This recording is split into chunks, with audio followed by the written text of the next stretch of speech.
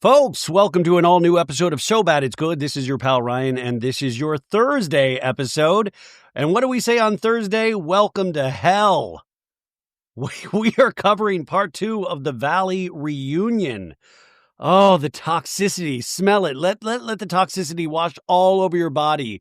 Oh my God. Let the rage bait just fill you up. Come to the dark side. Come to the dark side of the valley. Luke, I am your father. Come to the dark side of the valley.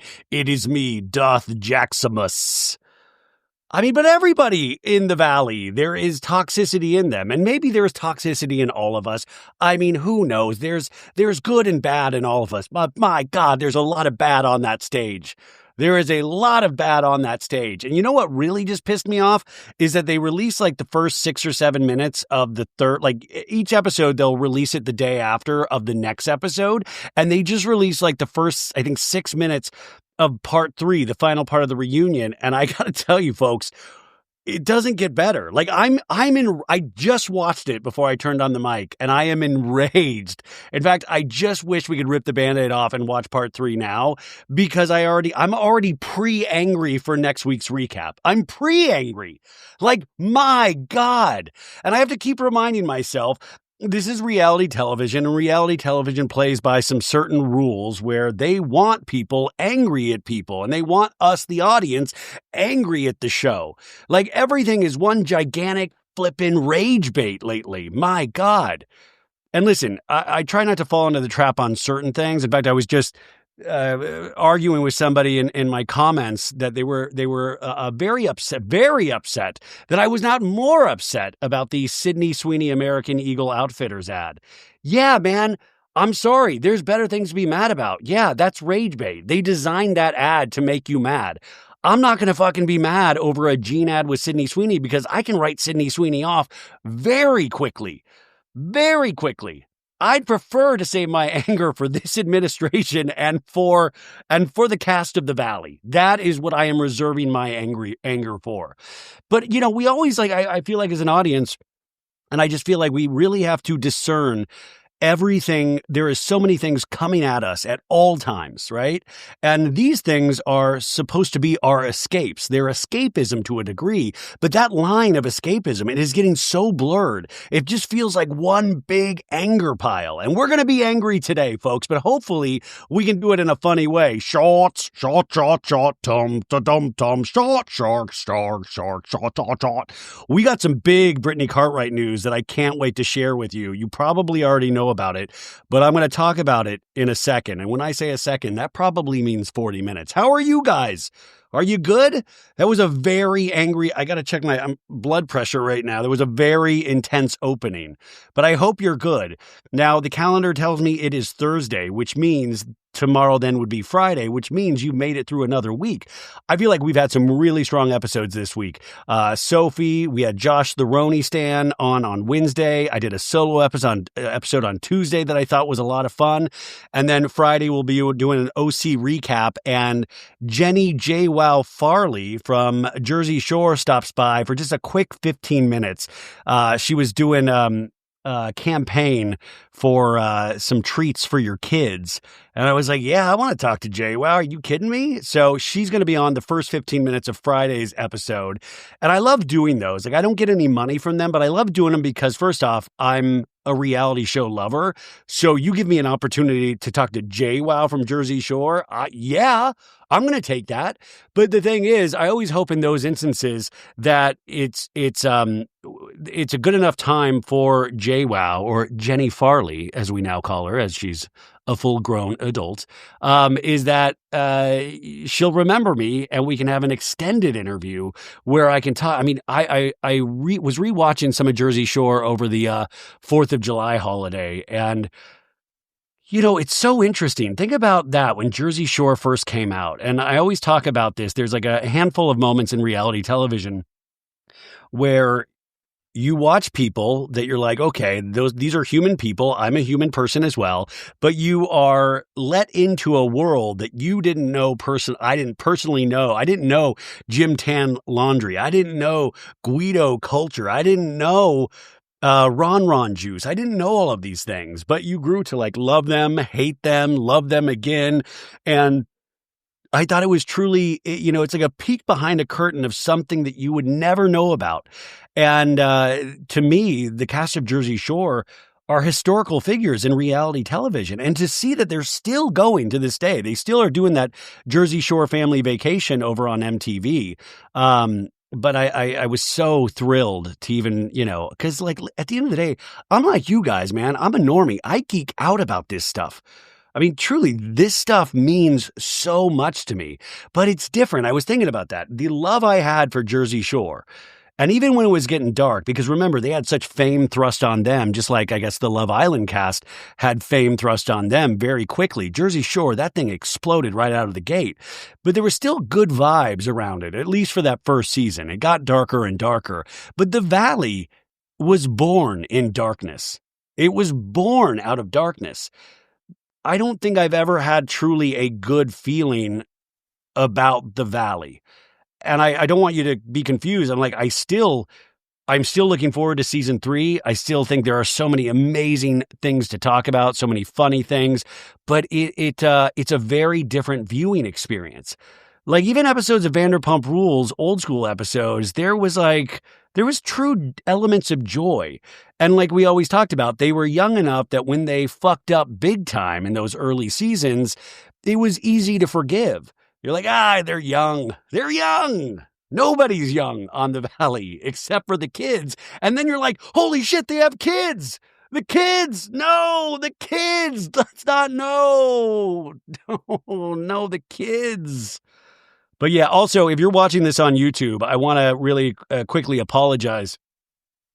I have one of those hair clippers, and I was shaving my face with it, and I used the wrong setting, and I shaved off my mustache accidentally, and I'm feeling very raw and vulnerable, and I want to apologize because I know I look very weird without that. I feel just very pale right now. I feel like that kid Powder from that movie. Remember Powder, where it was kind of like just an aggressively albino bald gentleman. No offense to any albinos out there. That's not the point. I'm just saying I feel very, very, I'm just digging myself into a deeper hole now. I already asked how you're doing, but how are you doing now? Are you good? Have I ruined anything for you today? Good. No. Okay. Moving on. What are we going to talk about first? Oh, I also wanted to say a big happy birthday to Amy May, also goes by Brittany. She is one of my first listeners, and she's just the best listener ever. She's part of our Patreon as well. Happy birthday, Amy. I hope this year has everything that you possibly could want. Thank you for always being so supportive. You always make me feel like it's my birthday. Like it's wild. Because I know with podcast listeners, they come and go, and it always bums me out when I'm like, oh, I lost a listener, and then they'll come back years later. But Amy's been there, I think throughout this whole journey, or that's what we're calling it, my journey in podcasting. So Amy, I hope you have the best birthday ever. Thank you for always being awesome. Happy birthday. Okay, now moving on. Listen, I did like a 2 hour and 15-minute Patreon Q&A last night. So if you're a Patreon member, go check it out. It got a little dark. There was a lot of darkness in there. So, but I think there was still some good stuff in. It's just somebody asked a question, and they were like, "Where was your favorite place to live in Los Angeles?" And I was like, "Oh, easy question." And then that led to like a 45-minute monologue that like kind of went through the hills and valleys of my life around Los Angeles. Thank God I never made it to live anywhere near Valley Village where the Valley's set. I've never experienced that kind of darkness in my life yet. There is still time. Do not give up hope. There is still time. But I was having trouble. I've been having some internet issues, and I had to keep reloading this 2.5 hour video of this Patreon, and it wouldn't load. And so it took like 30 minutes every time I tried to load. So I like to scroll. I like to dabble with scrolling on the old TikTok. And I don't know if you guys dabble on TikTok, but yesterday there was if you're on TikTok, there is this lady named Kendra that fell in love with her psychiatrist, and thought that her psychiatrist had been leading her on. And she made like 19 videos about it. And I don't want to ever speak fully ill of anybody unless you're on the Valley. But it was obvious that she is so, I really worried for her mental health. She was just so in the wrong and so delusional. And when somebody when somebody is that messy with their story and putting it out there publicly, it's going to catch on like wildfire. If you want really quick internet fame, just start talking so out of pocket about something that is that you're completely in the wrong, but act like you believe it wholeheartedly. People will go off. But she fell in love with her psychiatrist. She pretty much doxed him, gave enough context clues where people found this dude immediately. And then admitted to doing her therapy on ChatGPT, and she named her ChatGPT like Randy or something. It was like, hey, Randy, what do you think about this? And it was like, I think, here's ChatGPT is always going to agree with you. It was like, Kendra, I totally see where this got you riled up. But it was so insane. I swear to God, if Jax Taylor had been kept on the Valley next season, we would have found out that one of his therapists was ChatGPT. Of yeah, I finally met somebody that I kind of get along with. We're doing some really good work. What's their name? Chatty GPT. That's where I go. It is truly flippin' scary. The other TikTok trend that I was looking at was there's a bunch of videos that I've seen of people watching the Sandoval season for the first time, but they'll be watching it with somebody that knows, and they get to that episode, the Sandoval episode at the end of the season, and they will be filming their partners or their friends' reactions to it. And it's like that movie, The Sixth Sense, where, spoiler alert, it came out 25 plus years ago. You realize that Bruce Willis has been dead the entire time, and you're like, oh, the floor drops out. But it's getting all of these reactions of people what? Sandoval was with Raquel? Are you kidding me? What? That's the part of the internet I like. That's a good use of the internet. Okay, in tech news, this potentially is going to piss off some people or make some people happy. I don't know. Disney Plus, the streaming service for Disney, said that they are going to be acquiring the Hulu app. Now, it's one big company anyways, because Disney owns ABC. They already kind of do then own Hulu because Hulu owns ABC. It's all this big mess, but they are absorbing the Hulu app. So it will be, I don't know what the title will be, but Disney Plus Hulu. I'm not sure what that's going to do to our prices, but it is just one of these creators that I love, Abby Bonaditis. She's been on this show before a couple of years ago. She did a great video explaining all the different streaming services that there are out there. And I'm all for paring things down because it seems like everybody has a streaming service. At this point, let's just go back to cable. Can we just go back to cable? There's way too many flipping apps. And then Max will change its name from HBO to Max to HBO Max. It'll eventually go back to HBO when it started off as HBO. It is too much for the consumer. It's too confusing. And now HBO Max is trying to divorce itself from Discovery because they were doing all the Discovery shows on there as well, which was always a hoot because you'll go to the HBO Max homepage and it'll be these really intense, amazing shows like Succession, and it'll be paired right on the same homepage as Dr. Pimple Popper and Sister Wives. And I'm not shading those shows, but it's a vast difference. You're it's too much. And so Hulu will now be on the Disney Plus app. I'm not sure when this will go into effect, but they made that decision. So Lisa Vanderpump and Vanderpump Villa is a part of Disney Plus. Oh my God. I just thought this. I just gave myself a stomachache. Do you think there's no way? Do you think there's ever a chance that Lisa Vanderpump would bring Jax Taylor to Vanderpump Villa? Because she already brought Stassi. And it's well, Bravo won't work with Jax, but ABC, Hulu, Disney Plus will work with Jax Taylor. Please, he needs a paycheck. Oh my God, could you even imagine? I just gave myself heart flutters.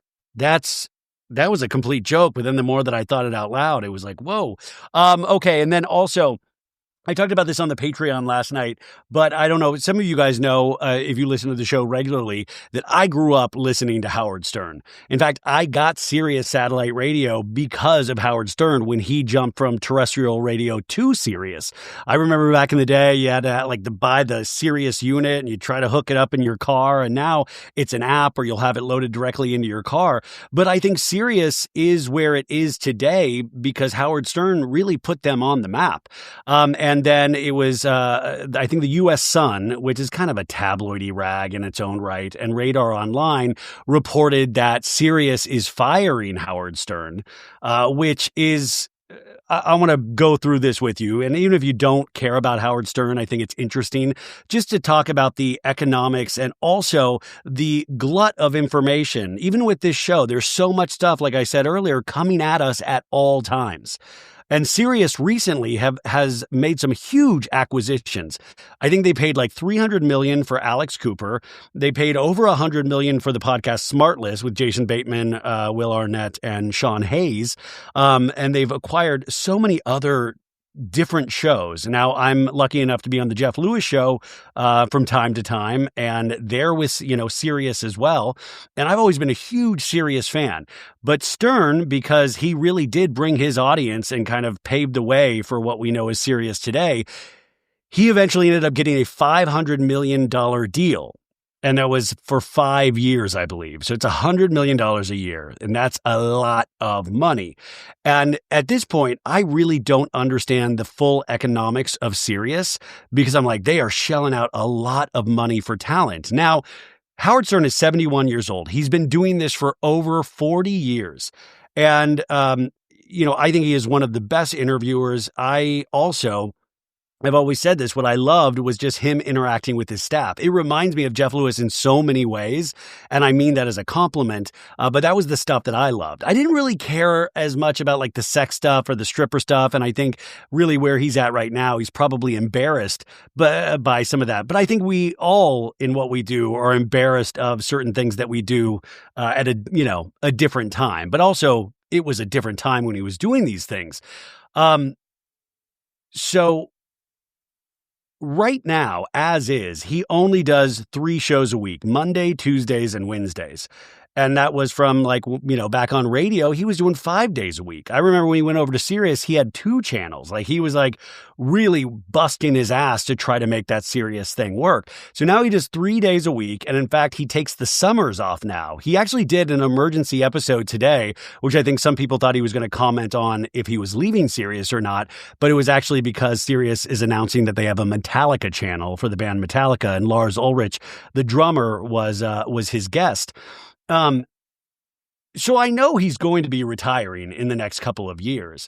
I also think it's not, completely like Dorinda or Jax Taylor, but I think when Stern does decide to leave, or even if they do not want to pay out $100 million a year, they will let him step away himself, just out of respect. I mean, no matter what you think of Howard Stern, he was self-proclaimed king of all media, but also made drive time radio something that it was a must listen.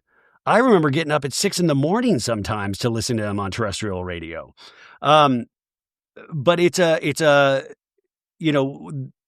also the rise of podcasting, we are, like I said, pulled in every different direction for the attention economy. Even this podcast, it's wild that people listen to it because I know how many options you have. But when you do a schedule that's Monday, Tuesday, Wednesday, people are going to find other people that they're there with them for the full week, right? And I'm not saying he doesn't deserve that time off, but it's just the nature of things. And when there's something great about not letting the air out of the bag. When you take 2-month vacations, people kind of go elsewhere. Or if you're looking for somebody to comment on the most recent news or the most recent entertainment news, and this person's on a break, you're going to go find that information somewhere else. And, half of the time you're going to find something that you potentially like as much or maybe even better. My prediction is that this is complete bullshit. I think he'll probably sign like a 1-year extension, and then that will be his retirement year, which will make me very sad. Now, I'm not a daily listener anymore like I used to be. I just do not have the time for it, but I still check in from time to time. And, I have such a great respect for what he does and what he created. I mean, it's truly insane, but I saw that and I was like, this is worded in such a bullshit manner and it's such clickbait. But, yeah, I don't think Sirius is wanting to sign a $500 million 5-year extension, and I don't think he wants to do that anyway. So it'll be interesting. We'll have that news coming up. And then also, right as I sat down to record, I was checking Instagram, and Kelly Clarkson, we love Kelly Clarkson. I think Kelly Clarkson has one of the most pure, amazing voices of all time. I just think she is so amazing. And she was doing that Vegas residency called Studio Sessions. And she just posted, she had canceled, remember, the first weekend. She just said it wasn't ready. But now she has posted, unfortunately, I need to postpone the remainder of the August studio session dates in Las Vegas. While I normally keep my personal life private, this past year, my children's father has been ill, and at this moment, I need to be fully present for them. I'm sincerely sorry to everyone who bought tickets to the shows, and I so appreciate your grace, kindness, and understanding. And that sucks. But we wish Kelly Clarkson well. Now that she's talking about her ex-husband, who actually seemed like a huge dick to her. So hopefully everything is okay. And I hope I get to see Kelly Clarkson live at some point in my life again. Shot, tombs. Okay, we only have one more episode, 2 more if you can count this, of me doing a horrific Brittany Cartwright imitation. But we've got huge news coming out of old Hollywood today. And that is because there was a little show, there's a little competition reality series on Fox called Special Forces. And it's where they have, reality stars, athletes or former athletes, all sorts of internet celebrities do actual real life kind of SEAL training. And if you remember season 2, that was when I was kind of made really aware of Special Forces because Tom Sandoval was on that season right directly after Sandoval happened. Do you remember that? He got beat by JoJo Siwa. And he was like, dude, I came back to take back the Sandoval name to make my family proud after Sandoval, dude. Remember how intense it was? And Nick Viall was on that season. And it was fun. It was a good season. I didn't watch season 3, and I think Denise Richards was on that season. Well, you guys, season 4, I am back in. We might have to cover this season on the show because it is a who's who. And not only is Brittany Cartwright joining this cast, which, my God, like I said last week, we had the Tums ad. Brittany, she needs to make that coin, man. Like, even after watching this reunion and talking about how many specialized therapies that they have their son in, that stuff is so expensive. And I'm like, yeah, man, get that money, Brittany, get that money. And oh my God, to watch Brittany do SEAL team exercises, I'm like, I can't. Oh, I want a shot. Oh, my body hurts. Oh, ow. Stop. It is and also then I was just wondering, is Jax going to be able to watch Cruise? She's not going to entrust Jax to watch Cruise. But I will say this has already been filmed. They filmed this last month, I believe. In fact, one of the other people on this is Brianna Chicken Fry, who does a podcast for Barstool, but she's also very known for having dated Zach Bryan, the country singer, and that they still seem to be going after each other. He seems a little douchey when it comes to the women in his life. Even though people swear by his music, he seems very maladjusted. That's the word. So Brianna Chicken Fry had said, we even talked about it on this podcast because we were speculating if she was on Love Island because she said to her podcast, the BFF pod, I think that's her podcast, that she was going to be away filming something for a couple of weeks. And now we know that was Special Forces. So this is already done. They did the press release today. And I believe that this show is going to air, where I took all these screenshots because the cast photos on this are just amazingly ridiculous in the best way. So it's called Special Forces World's Toughest Test. It premieres September 25th on Fox, and we have Brittany, but that is not all, folks. This is a who's who.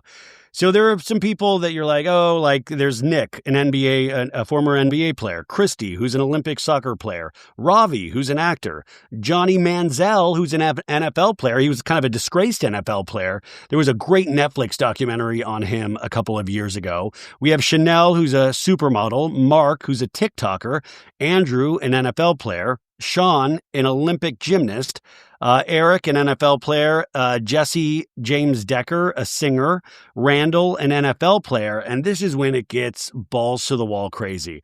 You have Jussie Smollett. Remember Jussie Smollett? He's the one that said that there was that he was attacked, that he was like, it was like a homophobic hate attack, I believe, in Chicago, and everybody was like, oh my God, and it turned out he was lying about this story, and he still to this day says he wasn't lying, but he was lying.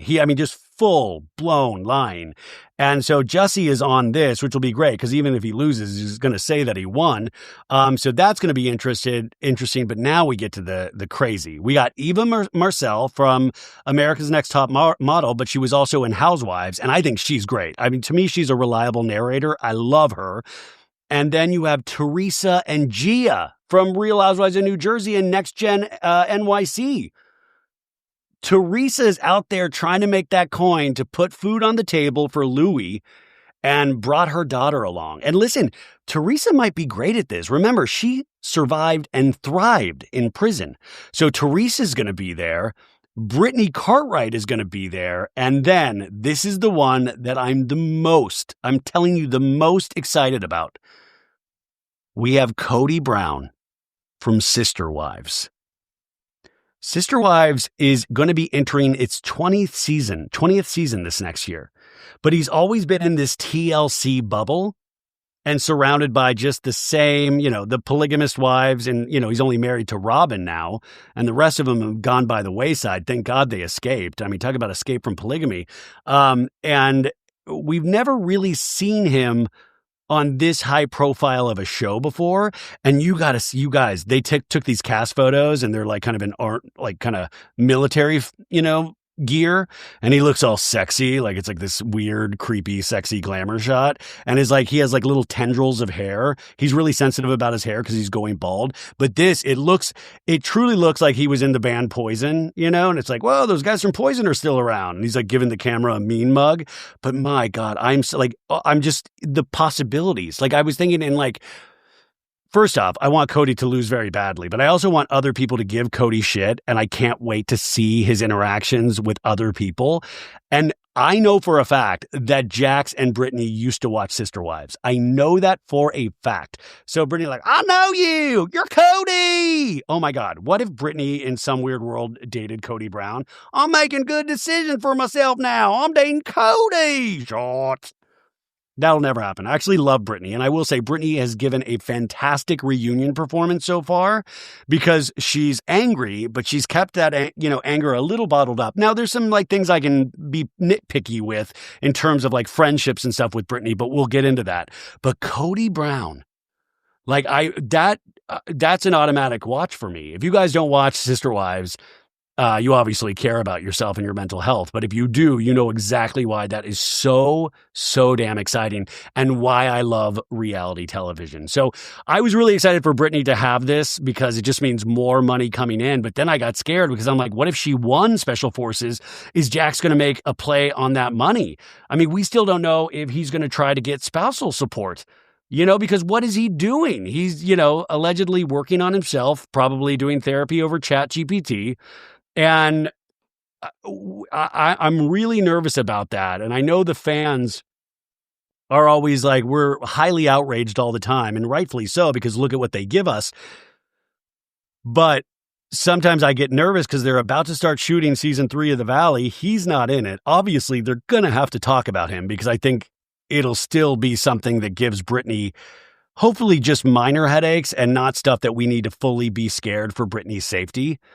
I mean, I'm still not over last week when Jax, admittedly threw her into the rose bushes and everybody said that, like, everybody acted like they knew exactly what she was talking about, had seen the ring video, and Andy was like, moving on. Hey, what's your favorite flower, Zach? Like, I was like, what? Why are we moving on? Which I know is kind of a little unfair because I don't know how they edit these things, but the fact that they even let that, they left that in for some reason, because they could have cut that out entirely, but they left it in.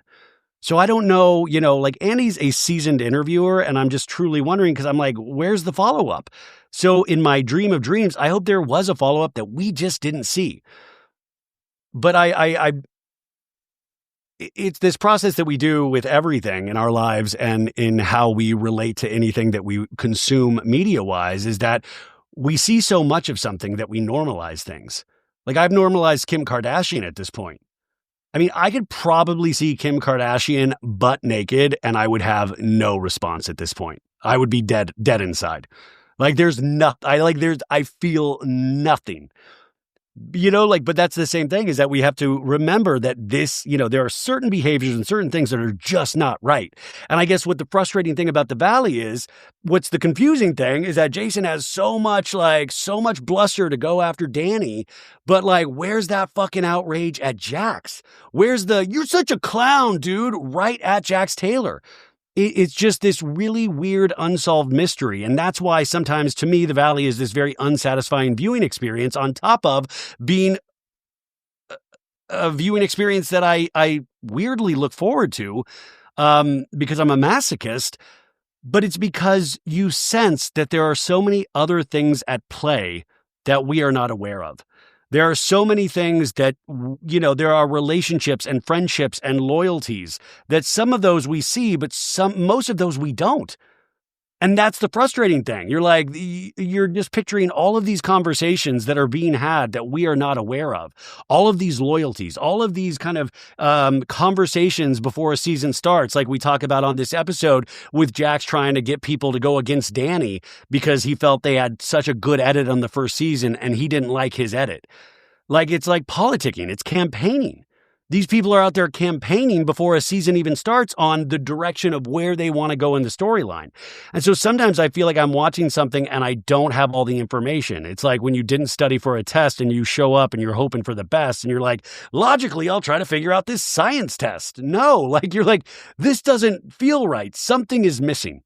There is something big missing. And not just on one storyline, all storylines. And the follow-up is pretty non-existent. We even have something mentioned in here where Michelle's like, Jesse, you hooked up with the married lady after we broke up.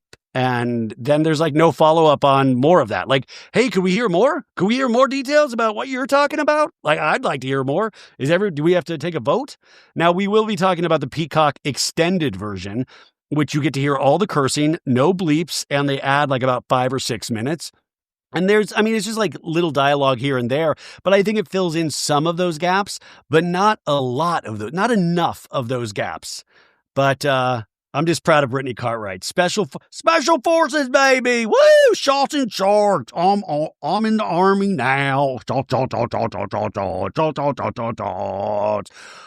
Okay, folks, are you ready? We do this every episode just to check in with each other. I mean, this is our version of ChatGPT where I'm going to play a song and we're going to feel good for just one brief moment in time where I'm going to play this and you're legitimately the reaction I want you to have is I want you to feel like I'm going to live forever. When I hear this song, what goes through there's a change in my DNA where it's like, holy shit, I'm going to live forever, dude. I can go fucking climb a mountain right now. I can run a 10K. That's how pumped up this song makes me. And I think, obviously Dina Deadly, who sings this song so masterfully and beautifully, I think she'd be ashamed of what the Valley is. She'd be like, no, I wouldn't give my voice to the Valley theme song. I will not be singing, I'm all right, everything is all right, I'm all right. Which, by the way, one of my friends pointed out the other day that the Valley theme song was used in an episode of Selling Sunset. And Selling Sunset has always been infamous. They use a company that will make like 30-second songs just for TV shows. So sadly, that's what this is. But I love that another reality show used that song briefly in a car scene. I got to find out what episode that is because I just got such a kick out of that. So we're going to do this. I want you to know at this moment, we have no problem. And if there's any cast members of The Valley listening right now, I want you to turn this off. I want you to protect your personal peace. I'm talking to you, Jax. I'm talking to a couple of other people. Don't do it. It's going to upset you. But you guys out there, this is an open conversation. We might disagree. You might disagree on my takes. Somebody has disagreed, thought I was coming down too hard on Danny. And I want to also say to that, I really like Danny, and I love Nia. I truly do. Danny isn't a bad person. Danny is a person that has done bad things, and I do think Danny has an issue with alcohol. It's not an issue where I think this guy's drinking nail polish, he's drinking every night. No. I think sometimes as you get older, you overdo it, and you check out, you black out. And if you black out, that is a sign that you have a problem. And if I was Nia and if I was Danny in this third season, they're going to be looking for these things because this isn't a natural friend group. They are actively looking to take down people in this cast. Don't give them that ammunition. Stop drinking. Because I think Danny's a funny guy that has a beautiful house in Santa Clarita, which has been his dream the entire run of The Valley. He's got this beautiful wife, beautiful family. Fuck anybody else that is trying to take you down, you know? And listen, you made mistakes, obviously with Jasmine, and we've heard you now apologize for them. I think I lost count at 38 times. And it's not up for us, not up to us or up to Danny. You know, you might have to apologize 38 more times to Jasmine. You might have to. I don't know. That's up to Jasmine. But it doesn't mean, you know, there's bad. I don't know. It's just different. Like, and you also can't compare Jax to Danny. Jax has had decades of repeated abuse, you know, with drugs and alcohol, but just in how he emotionally handled any sort of relationship in his life. And Jax has admitted many times that he wants sometimes other people to suffer. And Danny doesn't seem to have that kind of thought process at all. But you've got to watch it. So there's a difference of like, I still like Danny, but I can also say, I do think there's an issue. If you're having multiple people telling stories. Now, do I love that all of these stories seem to come from Janet? No, that's not her place. I mean, it's like reality show 101 for people to like kind of overreach in this sense. And, you know, she does sometimes appear to be like this kind of living embodiment of a Reddit thread. And you want to try to get away from that because I know Janet is more than that. But you don't always want to be the one where every piece of information came from you, where it can all be traced. Well, that came from Janet. That came from Janet. That came from Janet, you know, and Janet kind of has this energy of kind of this moral indignance of I'm, you know, I think she truly believes she is doing the right thing. Whereas Doute, even in this episode, she's like, I was just being a bitch. I was just trying to be a bitch. I was just trying, you know, and at least that is some sort of honesty. And it's some sort of relatable honesty of like, yeah, sometimes we're just assholes. But it's different with Janet because there is it sometimes feels or it appears to be on the show from what we see.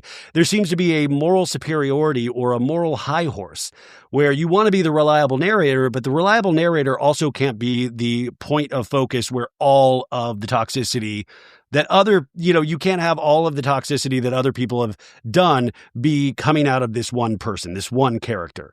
And I'm so curious how she will go into this third season. And I would imagine that Janet would even look at this season. And that's why I was so confused at Jason's statement in this episode where he's like, I watched the show, man. I don't see it. I don't see it with Janet. Like, I think even Janet sees it watching the show. The edit, you know, or what we're seeing most of the time does not make Janet look good. Like we can all live in the real world. And like I said, I like Janet. I know Janet. Like the Janet that I've known in the past, that's not what I see on this show. And I don't think she's necessarily playing a character, but it is different. But I find it very interesting when Jason said that. And I'm like, God, you really do love Janet. Like, you know, you love her because I think any person watching that going, yeah, that didn't look good. That wasn't a good look. That wasn't, you know, like there is this, like we can all be in some sort of reality and it doesn't mean we have to throw out the person entirely. And like we've said many times over the show this past couple of weeks, I do not want Janet going anywhere. I think she is essential because it's going to be interesting to see how she grows with this. And she is somebody that pays attention to comments and all of the commentary. But we don't want it to get to a Teddy Mellencamp situation where it just got fun to talk about Teddy sucking on the show. And then it got fun to say that almost just because, you know, like you'll always just pick one person and be like, oh, classic Teddy. Ugh. You know, and even though, you know, there was an element, a nugget of truth to that where Teddy wasn't the most dynamic housewife, then it became almost a joke with Bravo fans where it was just like, Teddy, you know Teddy. Oh, Teddy. And I think we got a kick out of putting that on Teddy in a sense. And I'm not saying it wasn't deserved, but you know what I'm saying? We don't want it to become that where, I don't know, I'm just very interested to see where we go with season 3. So obviously I have a lot to talk about, you guys. I'm just trying to actually stall before I get to the recap. So let's play this is what I meant to play the song. Here we go. One more time after this. The penultimate playing of Raise Your Glass by Dina Deadly. Here we go. Woo-hoo-hoo! Hercules! Hercules! Light up the sky, burn it up like a candle. Light that fucking sky up! Love in a boombox! Ooh. Oh.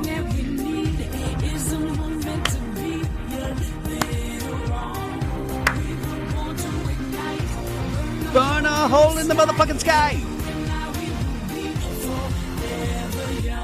Break it down. Dance. Dance. Do the Running Man. Roger Rabbit. Woo! Woo! Ah! Woo! This one's for you tonight. Fill up, raise them up, get them up high. Give it up, raise it up. Betcha, boo-ta-ta. Don't worry, it's not over. Another verse is coming up.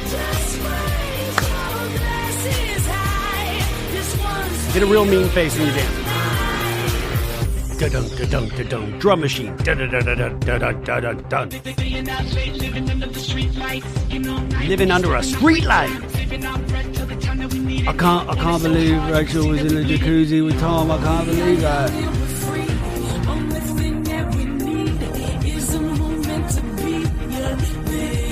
Short. Tom. Ever young.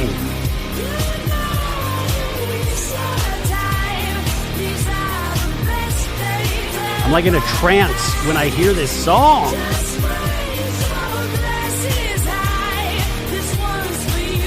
I want to make a baby to this song.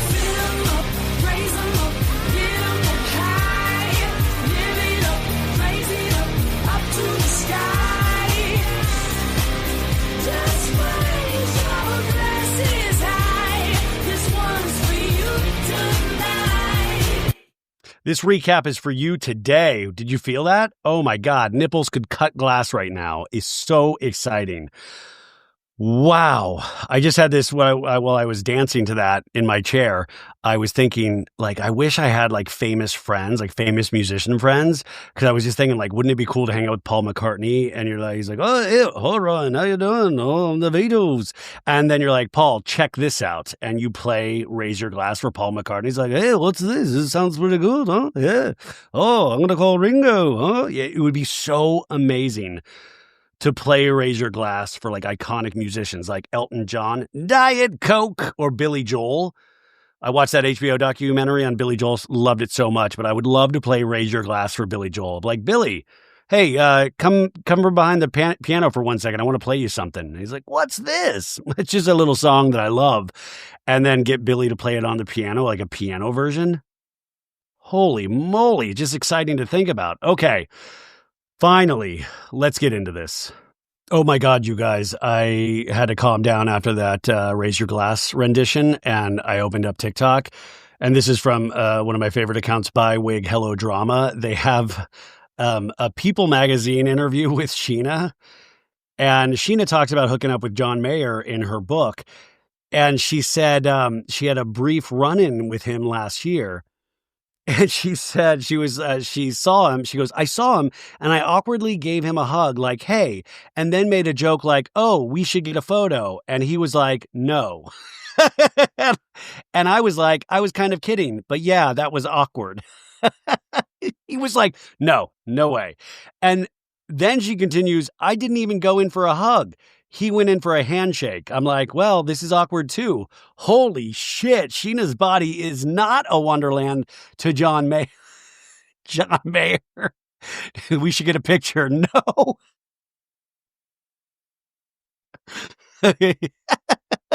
I would give anything to hear John Mayer and Andy Cohen talk about Scheana. It would mean everything. It would just mean everything to me. Okay, so we have Andy Cohen's voice going, The Valley Reunion Part 2 starts now. We're back with The Valley Reunion. I'm Andy Cohen. And there's just shots of faces, like Brittany already looks like, she got like, I'm upset. I'm already upset. I'm going to take my Tums shots, Tums. And Jax looks like he just farted and is trying not to be blamed for it. I didn't do it. And he says, Jax, you have been sober for how long? And Jack says 156 days today. Now, a lot of people were confused because they said on Watch What Happens Live, Jack said he had been sober for 200 days. Just wanting to remind people that they shot this a long time ago. They shot this around, I think, the third or fourth episode of The Valley was airing. They had to shoot it earlier because Nia and Doute were about to give birth. So this would still be factually correct. I know a lot of people were like, wait a second, he's lying again. And that's what happens when you've been lied to so repeatedly by a character. You're like, oh, everything's a lie. He's lying again right now. And Andy goes, Brittany, you believe that he is sober.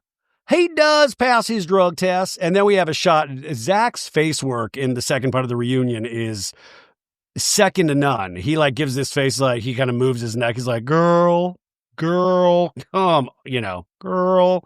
That's what he was saying inside his head. And Jackson's like, I want you to test me. It holds me accountable. And if I ever try to slip again, I know that you're going to test me anytime you want. And I want you to test me, not only for you, but for me, because I don't want to touch drugs and alcohol again. It fucked up my life. And Scheana kind of has a little head shake yeah, it really has. It has. And then there's kind of this awkward silence. And Brittany has another face oh. And then Jax is puts his hand to his face oh. And I would love at this point if a producer ran in and goes, okay, we're testing you right now. And we got a steroid test as well, because that was big information that came out in the first part of the reunion about Jax and potentially steroids. Listen, let's go balls to the wall here, folks. First off, I always say, I want them to play the clips, not for us, but I want to watch them watch the clips of themselves and then comment on those clips. But I also, when somebody says, test me all you want, let's test right now. Wouldn't that be just dramatic? We had a handheld camera following Jax into a bathroom while he pisses into a little test for steroids. Andy says, Jax, besides the therapy you're in, do you have any kind of support for your sobriety? And Jax is like, yep, I have a sobriety coach. I have a life coach that I really like. I'm doing the AA. I didn't want to go. I'm not going to lie to you. I've lied for the last 13 years. I didn't want to go. I fucking did not want to go to that. And, and I think, it looks like he's about to cry, or can't tell if he's trying to cry or about to cry. He's like, but it is dramatic. I am a cold, heartless son of a bitch when I say these things. But at the same time, we've watched this man, and especially watched this man at reunions, do sometimes the same song and dance. Then there's another awkward silence. And he's like, it's tough. And he's like, listen, I am so grateful that he is doing this. Nobody wants him to be clean more than me for our son. And because I have to deal with him for the rest of my life. Jack's like, here's the thing. All that matters is our little boy. That is it. And the only thing is I can't take back is what I've done. I can't. I wish I would. And then Zach has a comment that he's directing towards Jasmine of saying, do you notice He never says his son's name. He always says my son. Now, I said this last week, and I want to double down on this. I mean, side comments are good here and there, but man, if you got something to say, now is the time to say it loud, say it proud, say it with your whole chest. It's going to make for interesting interactions. Like, why do you always say my son? Why don't you say Cruz? But Jax keeps, and Jax, even though we know his pattern, he tells you what you want to hear. And that's the thing. In these situations, I'm not saying that he's giving a good performance, but it is something that you would want to hear. It's just that we've heard him do this time and time again. What is really the hard stuff is when the cameras go down and you have to do that flipping work, because the work is hard. And being alone with your own mind is hard, and especially for somebody like Jax. But Jax is like, the only thing I can do is just move forward, and it's like, the only thing I want to do is be a really good ex-husband. And Brittany's like, why are you looking at Andy and not looking at me? Why are you looking at Andy? And Andy's like, oh my God, stop looking at me. And Jax is like, the only thing I want to do, but anyway, Zach keeps like whispering things to Jasmine. And Jax keeps going, I want to be there for you if you ever need me. And I want to be a good father. That's it. Like, if the cameras I planted in your house go down, I want to be the one to fix it. You know what I'm saying? Like, I will always be there for you to take a percentage of your money, no matter what, right? You can call me at any time. And Brittany's like, but you have to understand, Jax, I don't trust you.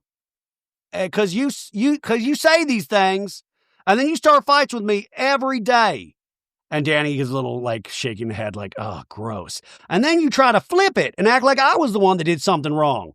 And Jackson's like, you're right. Yep, you got me. Yeah, I didn't think you were really, truly that smart. But my God, you nailed me.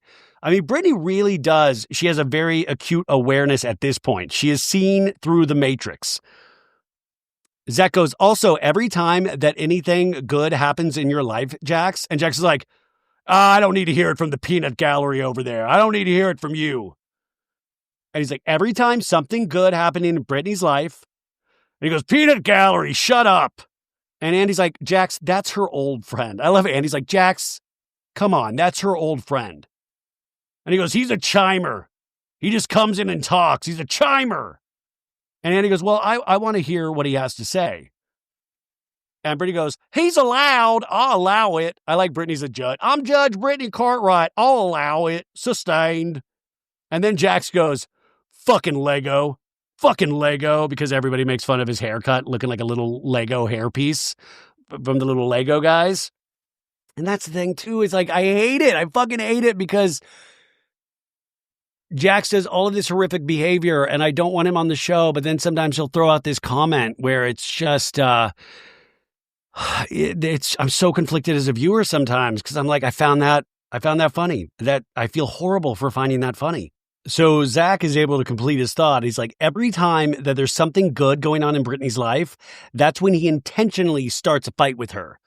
Lego, I start these fights because there's days where I'm like, yes, we should get divorced because we are toxic. But then there's days where, we'll be getting along and I'm like, is this the right fucking move? And I'll even text her and I'll be like, and Janet shakes her head and Brittany's like, yeah. And you know how hard that is on me? You know how much that messes with my mind? Short terms. It's awful. I mean, that is it's horrible of this man to keep messing with her mind like that. But he's like, I'm confused. I know we're not good together. I know that. But it's still fucking hard. I'm a human being. I had 10 years with this woman. I'm in lift shoes for the love of God. And then Zach does another comment under his breath. He goes, 10 years that you threw away. And Brittany's like, you're saying this, but simultaneously, I'm getting DMs from these girls that you're love bombing. You're telling these girls that you want them to move in with you. And he goes, no, I never said that. I said, I want to live with them. I want them to pay my rent. That's what I said. The fact that these women come into my DMs and send me screenshots of your dirty dick of these disgusting texts that you send them is horrible. Horrible. I don't know how to handle this. I don't know how to handle it. So you try to hurt me with all these girls. No, you're not. He's not trying to hurt you. He's trying to get his dick wet. Are you kidding me? He fucking, like, he's taking it. I'm going to go crazy. Brittany's like, I don't deserve to have to read this stuff. I wish I never learned how to read. It hurts me. And Andy's like, yes. And then Jason goes, I will say, though, if Jax has been abusing cocaine for like 20 plus years, it's going to take a while for his depression, anxiety, things to stabilize, plateaus. Thanks, Professor Positive. Let Jax get himself out of this hole, Jason. And Brittany's like, I just don't think his personality. I mean, the therapist literally said to us, we can treat depression, we can treat bipolar, we can never treat narcissism, which I don't think is necessarily true. I do believe there are certain treatments for narcissism. Maybe she meant more specifically, there's no treatment for Jax Taylor. And he says, Jax, Brittany said that you have said over the years, I gave you all this. I gave you all this reality kingdom pile of shit. This is all, I gave you all of this. And he goes, you said chances are she would be living in Kentucky, married to a local doctor. And Jax goes, probably a basketball player. And there's some light laughter, but I think this is actually a very dark comment. He goes, I just don't think I was ever her type. Ever. I don't. Jax, I was with you for 10 years. And he goes, she was pretty into you, Andy says. Everyone knows that I loved you, Jax. You cannot. He goes, the DMs that I've been getting from your friends in Kentucky, saying, and Doute's even like, oh, Jax. You know what? You know who the hero of this fucking reunion is? Luke. Fucking Luke Broderick. Just sitting there quiet, trying to think about good choices and bad choices. Just quiet. He's like a little angel in his little light blue suit. Angel, this man. But now Jax, I mean, and what I'm taking this to is that I almost think he's saying, it feels a little racial to me a little bit. Like, I'm not her type. Oh, I'm not even her type. It came off a little, I don't know if I'm reading way too into that, but it was a little gross. And Brittany's like, please, it's just hurtful to hear. I was with you 10 years. And then Andy goes, Jax, what are the people in Kentucky saying? And Michelle is whispering to Danny and Nia, like, they're not even together anymore. They're a disaster. Jax was saying that she would never date somebody, that she wanted to be on reality TV. She's not even. And everybody's like, Jax, it's fans in your comments. These aren't people that know me. I have the DMs. I have them. Guess what? We proved that it wasn't even a girl that worked at Hooters. I love that Hooters gets brought into this at this point. So obviously this was somebody DMing that said they worked with Brittany at Hooters. And so Brittany's like, that is my professional life. Why are you bringing that up when you know it's a lie? A lie. Because you're trying to make me look a certain way. That is not true. I'm not trying to make you look a certain way. You just did it, Jax. I mean, you start to get in your head about things like, was she there for me? Oh, Jax, this is so much bullshit, and he knows it. This is manipulation 101. Oh, I mean, this whole time, was she just using me for this pile of reality kingdom shit? I mean, God, I just feel so used at this point. This is crazy. Brittany's like, you came up to me at that bar. I did not chase you in Vegas. I did not DM you. I did nothing. You came up to me. And he goes, yeah. You love-bombed me from day one. Yeah. And then there's a pause. And I'm like, where's Andy going to go from here? Where is this master of questioning going to go from here? And he's like, are you guys upset that Hooters is going out of business? And everyone's like, yeah, yeah. I mean, this is the only thing this cast has agreed on for the entire season. Everyone's like, yep, yeah, totally, And then Jax goes, well, no, Brittany goes, the majority of them have closed. And he goes, they're restructuring. Hey, let's give Hooters a fair share. They're restructuring. Come on. And then Brittany goes, I wish I could buy one, honestly. And honestly, Andy's like, that's a good idea. Well, come on, dude. That's a fucking spinoff right there. Brittany and the Hooters. Brittany takes over a Hooters that is about to close and saves a Hooters business. I mean, that would drive Jax up a wall. The one establishment that was always there for me. Oh, Hooters. It's my Hooters now, Jax.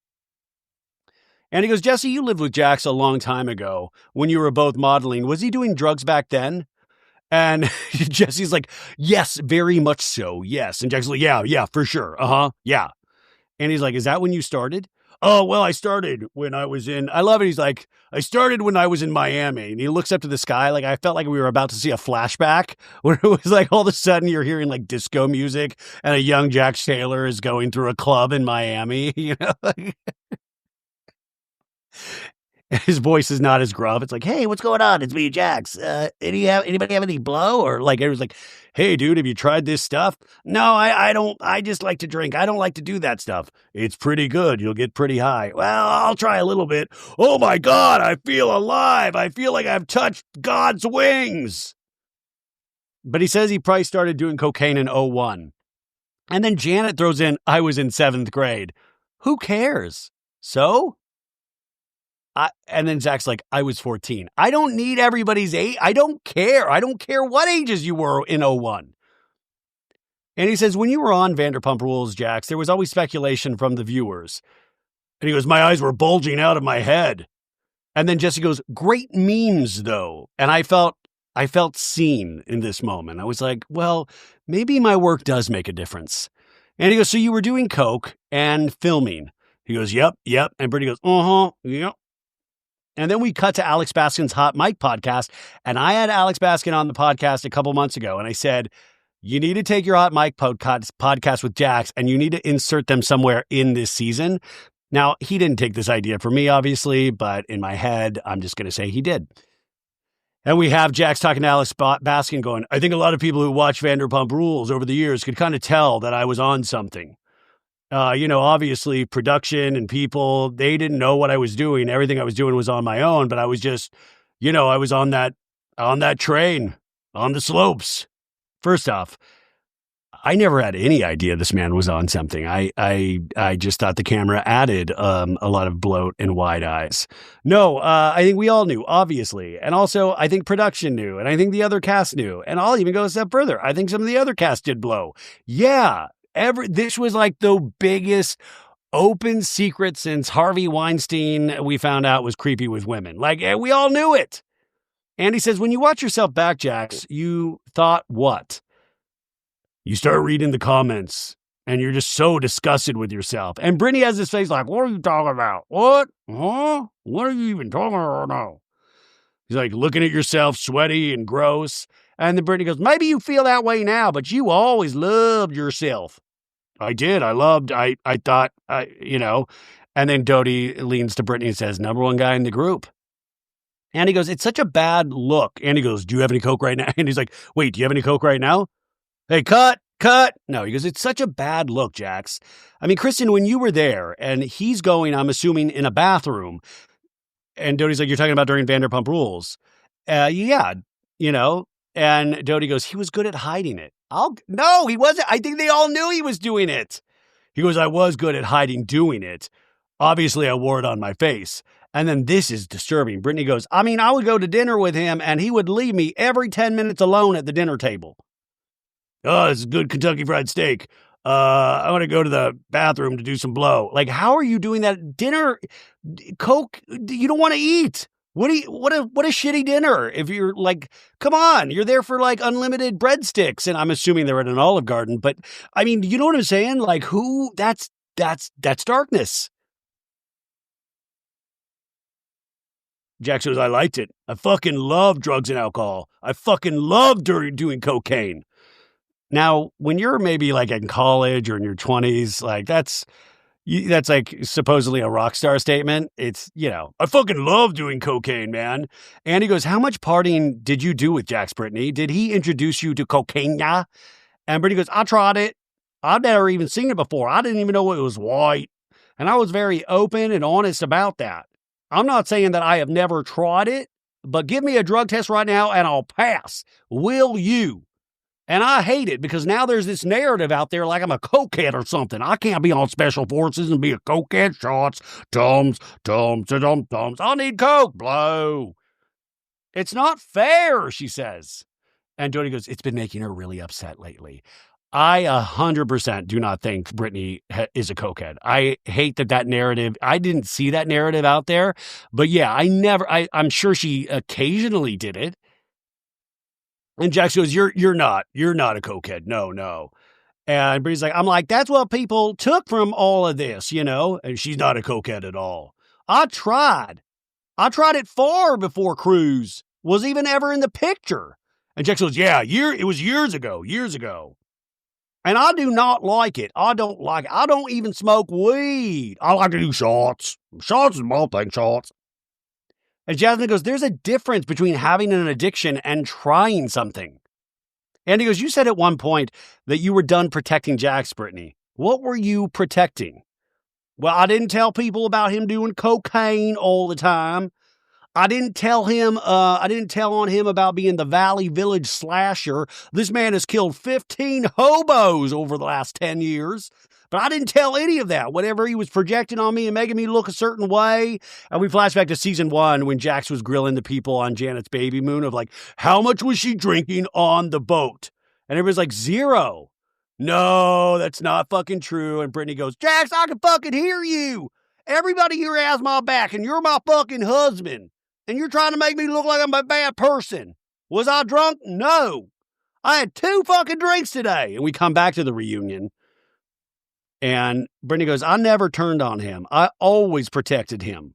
I was constantly having to apologize for his mistakes, even if I had nothing to do with them. Pulling down Danny's pants, I had to apologize for. Like saying something on Twitter, I was having to apologize for. God, she must have had to give thousands of apologies if Twitter was like taken into account. The stupidest things that I had nothing to do with. And all of a sudden, it was always my responsibility because I was his wife. Brittany, Jax told you from the facility that he had been diagnosed as bipolar. You said that's not the first time that he had received that diagnosis. Well, so me and his sister had begged him to go to the doctor before we ever started filming the show. They told him he was bipolar. He never got the prescription filled. And he was like, Jax, are you medicated now for your bipolar? Yep. Life-changing. If I go a day without it, I'm sad. It's a problem. And Zach gives another face like, oh, okay, buddy. And Jax says, I don't know what's worse right now. The anger. I don't know. What do you think? The anger issues are huge. And Brittany's like, so this is what you do, Jax. You'll start a fight with me. And the reason is because he didn't take his bipolar medication that day. So that's a fucking lie what he just said to us that he's like, oh, I do take it every day. No, he obviously doesn't. And yes, any sort of antidepressant, you have to take it daily. And when you first start taking it, it takes 3 weeks to a month to start kicking in at all, which sucks. But I'll tell you what, I remember I've said this before. I did a podcast when I would go visit my parents in Arizona.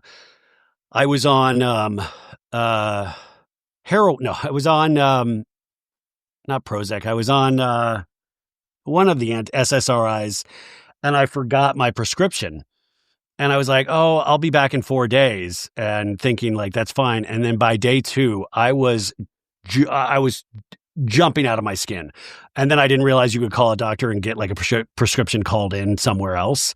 And I was just going to raw dog it. But it was really scary, coming off that cold turkey, which I wasn't trying to come off it. I just forgotten it. But man, I felt so weird. It was dark, man. But anyways, Zach's that's not how medicine works. Brittany goes, you tell me you haven't taken your medication and that's why you're acting that way. Obviously, I still have some problems that I need to figure out. I'm still angry. I want to kill everybody on the stage right now. And I feel like I don't have control. I lose it because control to me is a very big thing. And this is scary, guys. We're kind of I'm making these silly, pithy jokes that are stupid. But at the same time, what he's saying is scary. Control. And if he doesn't have control, he loses it. It's a very big thing. How does that play out when the cameras are down? That's what scares me. He says, rage texting, looking at cameras. That's a form of control for me. Yeah, we know, Jax. I didn't think you were doing it for your health. And Andy's like, do you know how creepy it is that you were watching on the cameras? Everybody's like, tell me what I was wearing. Saying, like, that doesn't match with that. You're going to wear those shoes with that skirt? Come on. Michelle goes, it's weird. It's a control thing. I keep using this word control. Control, never gonna stop. I feel like that's all I have left. And Doute's like, go to your therapist then and say, give me the tools that will help me. Every time I get to this point, give me 3 things that I can do to snap myself out of it. You and Jason clearly have a great friendship. And he goes, do I not lean on you, Jason? Jason looks tired. He's like, yeah, we talk. You know? And then Doute's like, call me and Luke. No, you hate me. You fucking hate me. And Doute's like, I hate what you do to her. I think that is so honest. I hate what you do to her.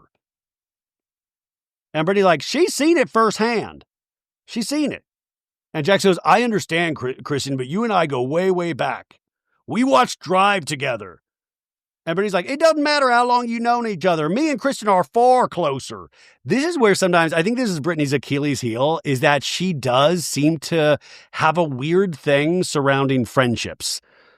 Like she does, I mean, it's interesting. Like she makes is this the time to be like, Kristen's a better friend to, like, we're better friends and you, like, obviously you are at this point, but why does this need to be pointed out? Like Brittany's Achilles heel are these friendships. You have Zach fighting for your attention and Janet fighting for your attention and Doute fighting for your attention. And it seems like there's like this weird thing that I think subconsciously she gets off on. Jackson, Kristen, I didn't get to go to your baby shower. You know how hurtful that is? I fucking love babies. I've been in your life for 20 fucking years. And I know she's your friend. I know. And Doute's like, then start treating her well. And then you can go to all the, then we'll have more babies so you can go to the showers. But do you know not to be invited just hurts? I want to be involved with you guys. I miss it. I want to be inside you. Come on. Remember, Jax said he felt FOMO from the group events when he was in rehab. FOMO out of this group. There's never been a scene where I'm like, God, I wish I was there. Never one scene. Doute goes, that makes perfect sense, Jax, but you have to start somewhere. So just start with that. I know I'm a self-sabotager. You know, not even just with Brittany, with anything in my life. If things are going good with work, my friends, whatever, I will find a way to fuck it up. And Jenna goes, you don't have to keep doing it. And Brittany's like, you have a son now. You can't just change overnight. I'm trying. Narcissistic behavior, manipulation, control. These are my greatest hits. No, these are issues, like serious, deep-rooted issues. I don't know where this came from. You know what? I believe him in that moment. I believe him. I believe he doesn't know truly still where this comes from. And like I said, brain chemistry is a very real thing. I also empathize, and I at times have felt like I will do things to just fuck up my own life, not consciously, but like, oh, I won't respond to this, or I won't. But that's a lot I think I've worked through where I know that's fear-based. I don't think it's fear-based when it comes with Jax, right? And he says, Jason, you were very supportive of Jax through the summer. Andy should have been, Jason, you were way too supportive of Jax through the summer. Did your perspective change at all after watching the show? And Jason's like, yeah, I mean, it looked to me like he really was just taking full accountability. Oh, I thought he was, like when I first heard the question and I watched it the first time, I thought he was going to be like, yeah, I was really disappointed. And I'm like, no, he was like, I thought he was doing great. He was taking a lot of accountability. Before that, it was a lot of, oh, everything's great in here. Everything's going well, but I can't believe Brittany's doing this to me. Stuff like that. There's actually a scene in the show where you see Janet and I have a FaceTime with Jax.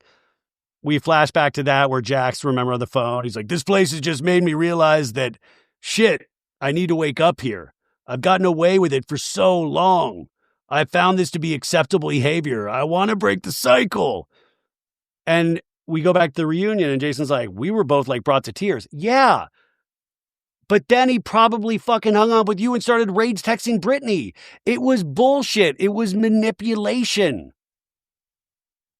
Jason's like, yeah, it was, we were brought to tears, so he was saying all the right things. Yeah, that's what he does. Why? It's like, I don't get it. I'm not saying, I know he's human. I hope he, all that shit. But like, It's like Tamara on OC. It's like the same roadmap again and again. And then everybody keeps acting like it's the first time, like, wow, this is true accountability. No. And Brittany goes, well, then the very next scene, he lied about a heart attack. It wasn't a heart attack. It was blood pressure. It was gout. Come on. Okay, well, you were texting our producer saying that you could hear the things we were saying. Remember that?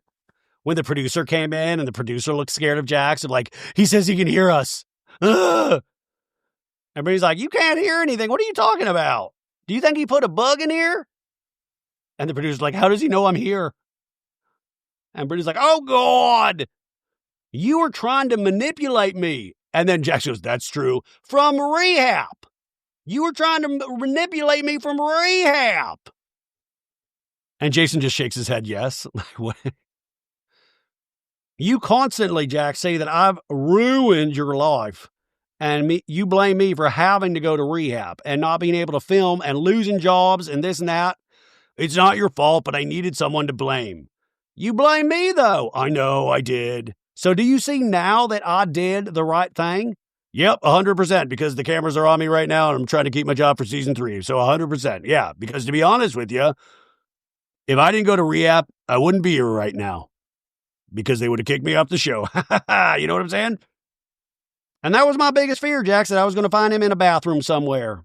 Honestly. Dead. And Doute takes a tissue out. She's like tearing up. And then Jackson goes, fuck my life, man. Fuck. And he's like, in his own way, through many reunions where I've sat here with him, where he's been confronted by horrible behavior, he's taken more accountability today than I've heard him take. Uh-oh, we've lost Andy. Andy's insane. What are you... Andy, producers, can we get somebody on set to be like, Andy, that is not true. Andy, we need you to stop. That is not true. Every fucking Vanderpump Rules reunion, it was the same song and dance. How are we so forgetful? I'm a work in progress. What are you talking about? Brittany's like, yeah, I'm scared it's performative. And I hope it's not performative. I hope that he is very sorry. And he just goes, I'm so tired.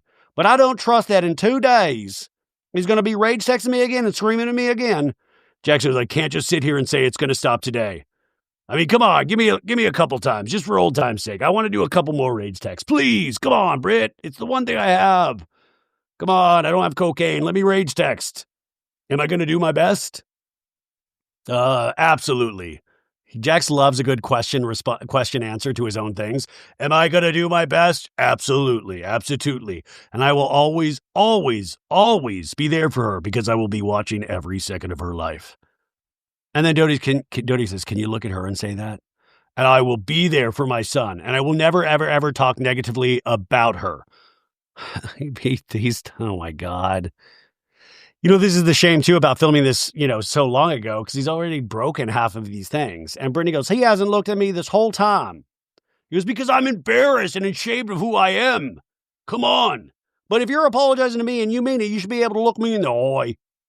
Do you know how hard it is to sit in my house by myself all the time with all these hot OnlyFans models that I meet through DMs? But even Nia goes, oh my God. And Brittany's like, are you kidding me? You are with girls every night. No, I'm not. I am the one that is at home with our child. This actually is heartbreaking. And Jack's like, I know, but I know that. And it sucks. Brittany's like, there is a difference. I would love to be with my son. Me and you are different. I would love to be with you and my son. I really would. You don't even know what lonely feels like. That is a heartbreaking sentence out of Brittany. You don't even know what lonely feels like. And there's a shot of Andy where he just looks so tired. He's just like, I can't keep doing this. I've got 2 kids now. I'm friends with Anderson Cooper and John Mayer. Do I need this? I mean, you always just wonder. I would love to know the thoughts that go through Andy's head. Like we did know last week, because he talked about it on the radio show, that he felt he was thinking he looked fat the entire time. My God, I would love to look like Andy. Like, God, Andy, I feel fat all the time. How dare you feel fat? But my God, he just looks so sad in this moment, Andy Cohen. But Brittany's like, you don't even know what lonely feels like. You get to be around your friends. You get to be around fun people like Janet. I lost all my friends, and it's my fault. I understand that. But I lost a good chunk of my friends, and I know I'm taking accountability for it. And Brittany goes, you still have your yes men in your life? Oh, I love that statement, too. And I wish there was follow-ups. Like, what do you mean yes men? Who are Jax's yes men? And Doute goes, Jax, you can start changing that, though. And Andy goes, it's in your control. If what you're saying is that control is a huge issue for you, and you want control, you have control. Because the more you take control of your actions, the more your life with her and everybody else here is going to get better. Do you see that? And he goes, yep. I mean, Jax has heard so many of these things. He's heard so many mantras through all of his years. And sometimes I wonder, when he's like, yep. Do you think he's really hearing any of this? Do you think he's hearing it in his mind's like, oh, fuck this. I just have to look pious and, apologetic right now. And so then we have like long shots, reaction shots of Brittany and Jax. And then Andy hits Jax with, Jax, are you still in love with Brittany? And he's like, oh, as we go to commercial and everybody's like, zoinks, what's and Brittany like wipes a tissue underneath her eye because she's tearing up. We come back from break and Jax is like, it's a really tough question to answer right now. Just let's not talk about that right now. Let's not talk about it right there. No, Jax does not love Brittany. No, he doesn't. Period. And the fact that he just doesn't tell her that is holding her back in some ways. And Andy's like, if you still love her, why do you... And I wish Andy would have been like, dude, you don't love her. You just don't. But he goes, if you still love her, why do you hurt her? He goes, just move on. Just move on, Tubby. I just want to move on from that one. And Doty's like, why is it hard to be vulnerable? Just be vulnerable. Yes, you're still in love with her. Why does nobody see this clearly? This man was not in love with Brittany. He was in love with the thought of Brittany. He was in love with this is what he thought he was supposed to do. And this was somebody that was madly in love with him that he thought, yeah, I will ride this out. But Doty's like, I would be in love with her too, still, if I were you. And then Andy's like, are you still in love with Jax, Brittany? Schwartz. He goes, I mean, I said it 1,000,000 times that leaving somebody that you actually loved is so much harder than leaving somebody when you're done. And I was forced to leave the person that I thought was going to be with for the rest of my life. I thought we'd be with Hooters for the rest of our lives. I totally believe her. It's really hard to leave whenever you're still have love for somebody. And we see Michelle shaking her head slowly. And Jesse, we have a shot of Jesse looking like, it's really hard. She's wiping away her tears. But he did not fight for me at all. Jax is wiping away tears. Jason looks despondent. Janet's kind of just like, yep. And he's like, I want to talk a little bit about Cruz and his autism diagnosis. Everybody's like, yes, please, because I'm getting angry. And he makes me smile. He makes me smile. I will not be doing the Brittany voice for this part because I this is so real, and I have such great respect for Brittany and how she handles her son, who is obviously the true love of her life. Andy says, I know Cruz was nonverbal for a while. Was it something that you were suspicious of or keeping an eye out for with your doctors? And Brittany's like, yeah, he was doing pretty well. Like, he walked early, he crawled early, sat up early, rolled over, all those major milestones early. And Jackson's like, he even spoke. He spoke. He told me to get away. He spoke. Brittany goes, he was talking. He was saying mommy, daddy, cocaine, just random words. He said he loved the Mickey Mouse Clubhouse. He would say hot dog. He would say tree trunk. He would say outside. And then Brittany goes, we would ask him, how old are you? And he would go 1. Well, then by the time he was turning 2, Brittany says he had like almost stopped talking completely. So he was regressing. He wasn't pointing to things. And then I started noticing how he was stimulation. Every now and then being like this, or when he got overstimulated, he would push his chin really hard. And so I started him in speech therapy, she says. And then we started the process to try to get him diagnosed. It's not fast, they meet with you at least 5 times, which I appreciate because no doctor should just diagnose a child after seeing them one time. Do you hear that, Tamra? I mean, the doctors went to school with him, Brittany said. They had him in his office for hours, like multiple doctor's appointments. And then right after we finished filming, while Jax was in rehab is whenever I started the process. So I was doing it all by myself, which was hard because as his father, you would have hoped that I didn't have to do that alone. On top of what he is doing was saying he was watching her on the cameras and rage texting her. She says, thank God my mom was in town or I would have lost it. And Jax goes, that must have been really hard. And I hope he really means this. And Brittany goes, then we got his diagnosis soon after we wrapped. Andy says, why did you go public and what's been the reaction? And Brittany says, I wanted to go public because I really wanted to be a positive advocate for the autism spectrum. That is so important to me. I think a lot of parents are in denial, so they miss out on a lot of the early intervention years, and it's so important. And Andy goes, because you have the ability in the early years to change the course of his diagnosis. And Brittany's like, exactly. He's in OT, was his, I think, occupational therapy. He does all these different therapies every single week, and he is thriving.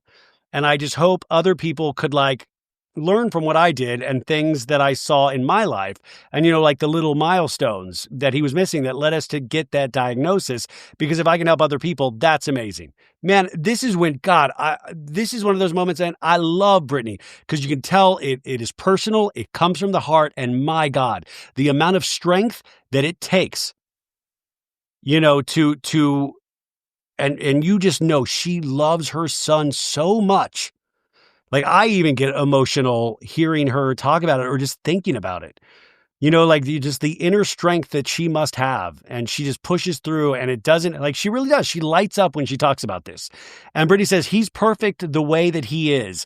I wouldn't change him for anything. And then Jax has to pipe in. He goes, me either. He's the one thing that I did right.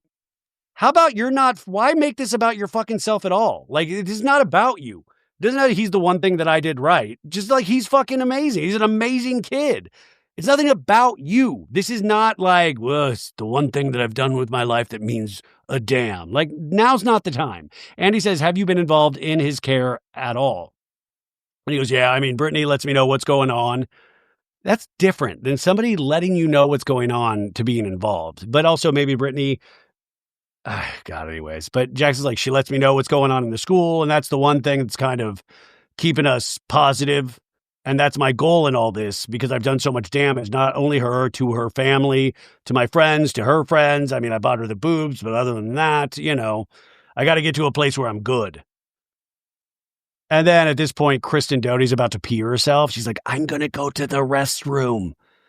I've got to fucking pee. And Brittany's like, I know she's in pain right now. I'm sorry.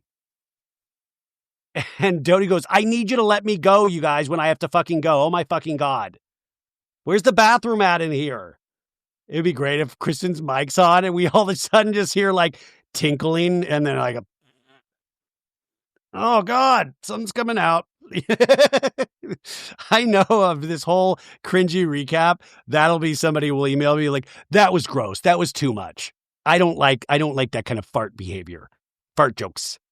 And he says, well, after a bitter separation, Michelle was quite the busy bee as she moved on from Jesse. But Jesse began to wonder if his ex's new honey, I see what you did there, Andy, was buzzing around while he and Michelle were still together. So Jesse, you accused Michelle of being a high-class whore, high-priced whore. No, you accused Michelle of cheating on you while you were married. Did you have any proof that she cheated? Thank you, Andy. It is my time to shine now. We sat down with one of our really close friends, Quentin Tarantino. No, he goes, and her number one thing was, I did not cheat on you with Aaron. I don't want you talking about it on the show. And so then I knew that's what I definitely need to talk about on the show. No, he goes, and my friend looked her in the eye and said, but you did cheat on him. and she got a little pink in the face, and she admitted that her friends stand on her. That her friends stand on, and Michelle goes, that's not how the conversation went, but okay. But her friends, that they went out one night, they met these two guys, they both started dating them. Michelle goes, that's not what I said. And you said, well, did you cheat? And she's like, yeah, well, I kissed him. Yes, but the way, but there's a shot of Jax looking confused of like, when is it my turn to speak again?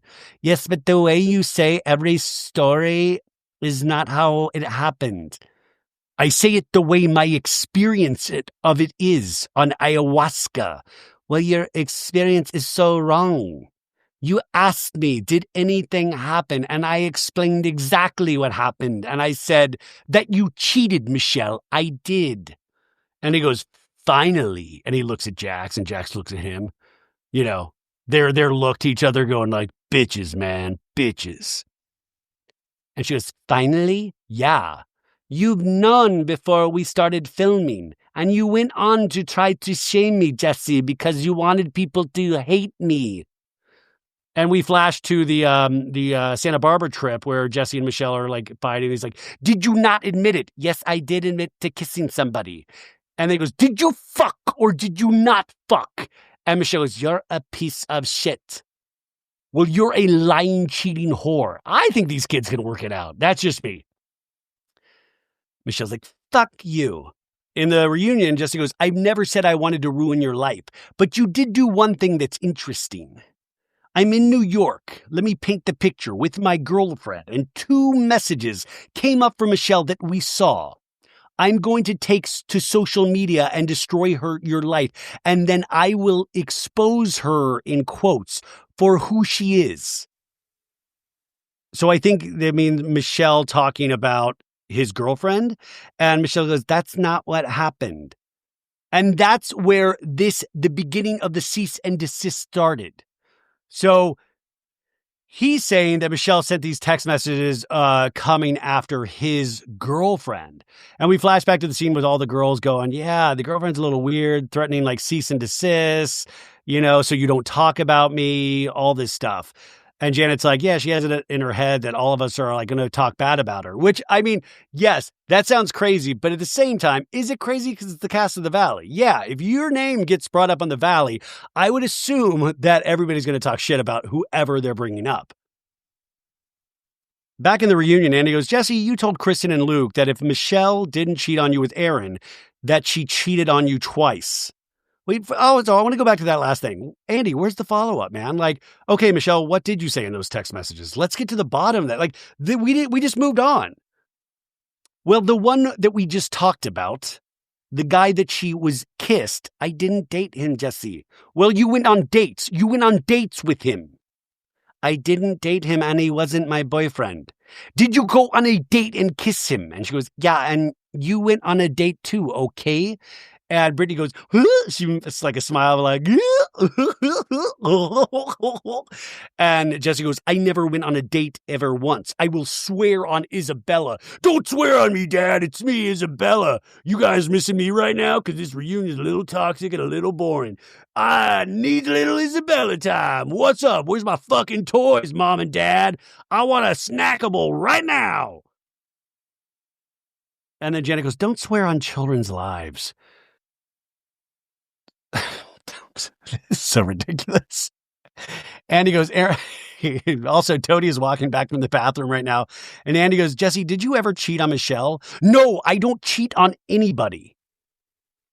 And Andy goes, Michelle, do you believe him? No, I don't. Andy goes, Kristen, you said that Michelle had a boyfriend, but that it wasn't. And everybody's like, welcome back. And Toady's like, Jesus, God, I get hit immediately. Kristen, you said last year at the Mondrian that Michelle had a boyfriend, but it wasn't Aaron. So who were you referring to? Brace yourself for a flashback in 3, 2, 1. Because she had a fucking boyfriend for a year. We said it. In the reunion, Michelle goes, I didn't have a boyfriend.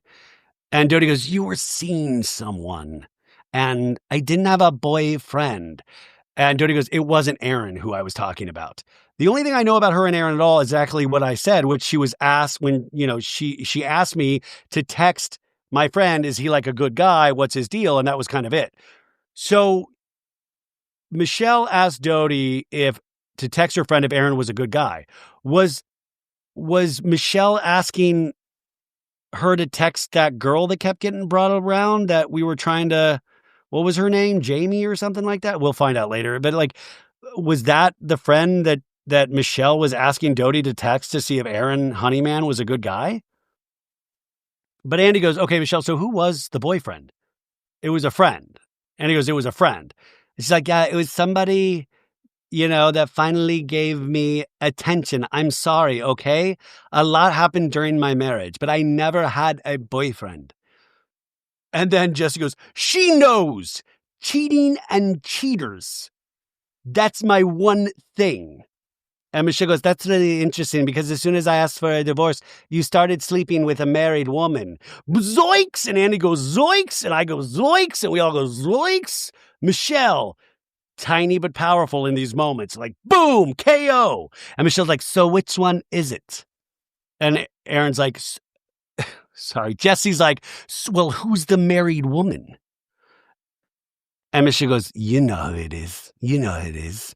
Starts with an A. And I'm like, Angel, Angelique, A-hole. I was like, why are we playing guessing games? Let's just fucking say the names. Starts with an A and it ends with a vowel. Like, why are we guessing? But then Jesse goes, oh, my ex-girlfriend who hasn't been married in 25 years. And she goes, really? She is married. And then Jesse goes, yeah, well. And then doesn't say anything else. And we go to commercial break. And I'm like, oh, we'll come back from commercial and we'll have all this answered. We'll figure out what the fuck is going on. We come back from break and we see Janet's very me in this scenario. She's like aggressively wiping her armpits. I must just be, it's a speed stick day. And Jesse's going, Janet, these polyester pants, I'm moving around a lot. And Janet goes, well, the pants look a little cheap. I'm not going to lie.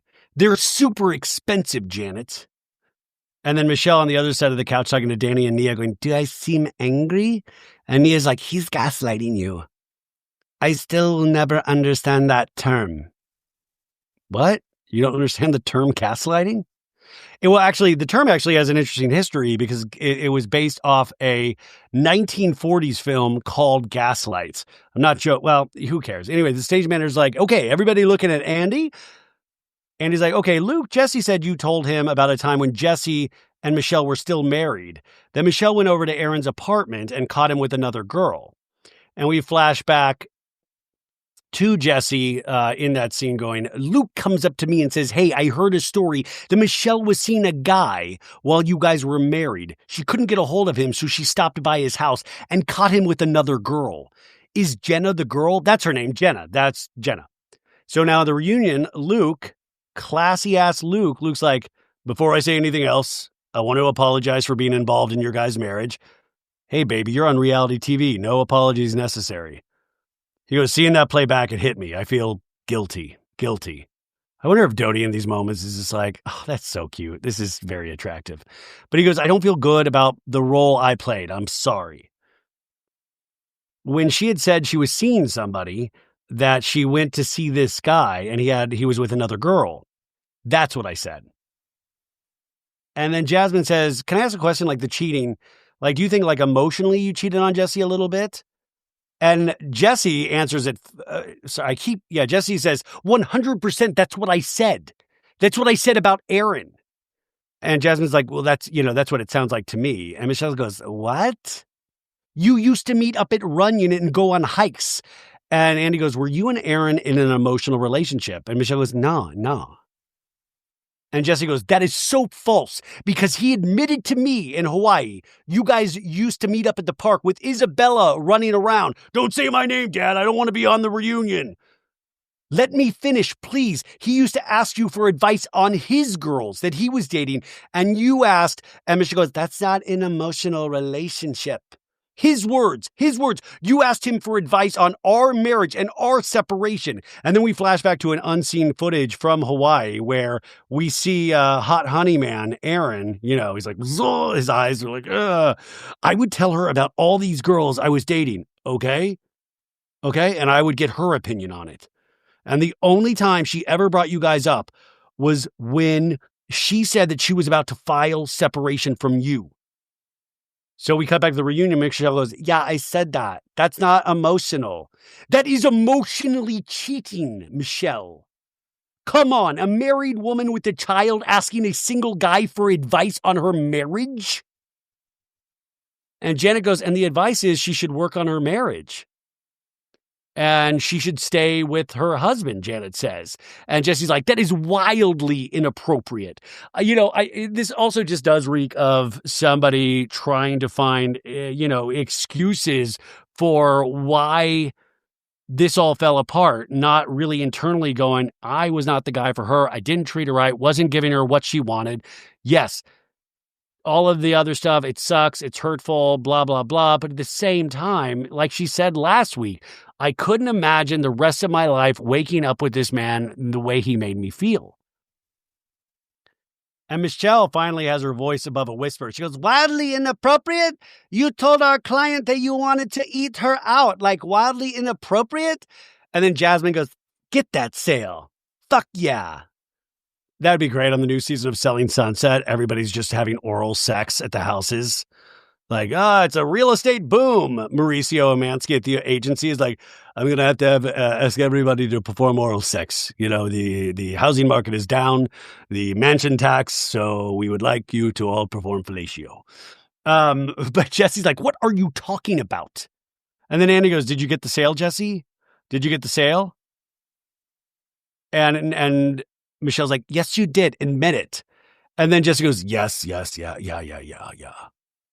Oh, I will blow you and I will go down on you like nobody's business if you pick up this 4+5 with a den. And he goes, how long were you guys together? 8.5-ish years. And he goes, are we glad you're not together still? And Janet goes, yes. And Jesse's like, I think we're both happy.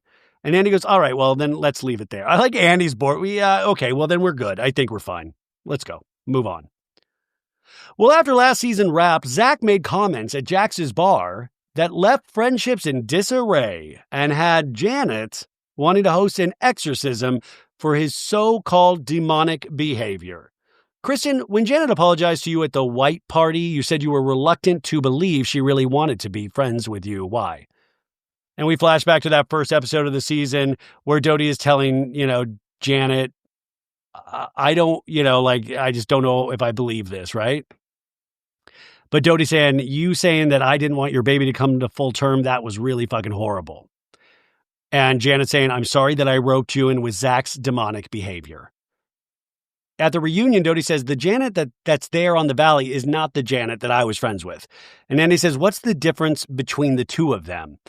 And Doute says, I would love if Doute was like, that's just legit, literally not Janet. That's a clone. That is a clone. Somebody has kidnapped the actual Janet. That is a clone. And admit it. Admit it now, clone Janet. Doute says, the Janet that I was friends with, I could tell you a million wonderful, nice things about her.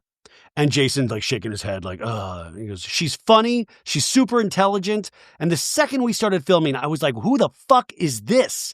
And Janet says, that's not true. And Jason goes, what are the examples? Because I hear a lot of this big talk about Janet doing all these things. She's masterminding. I'm watching the show. I'm like, what are you guys talking about? This is where I was like, Jason, wait, are we watching the same show?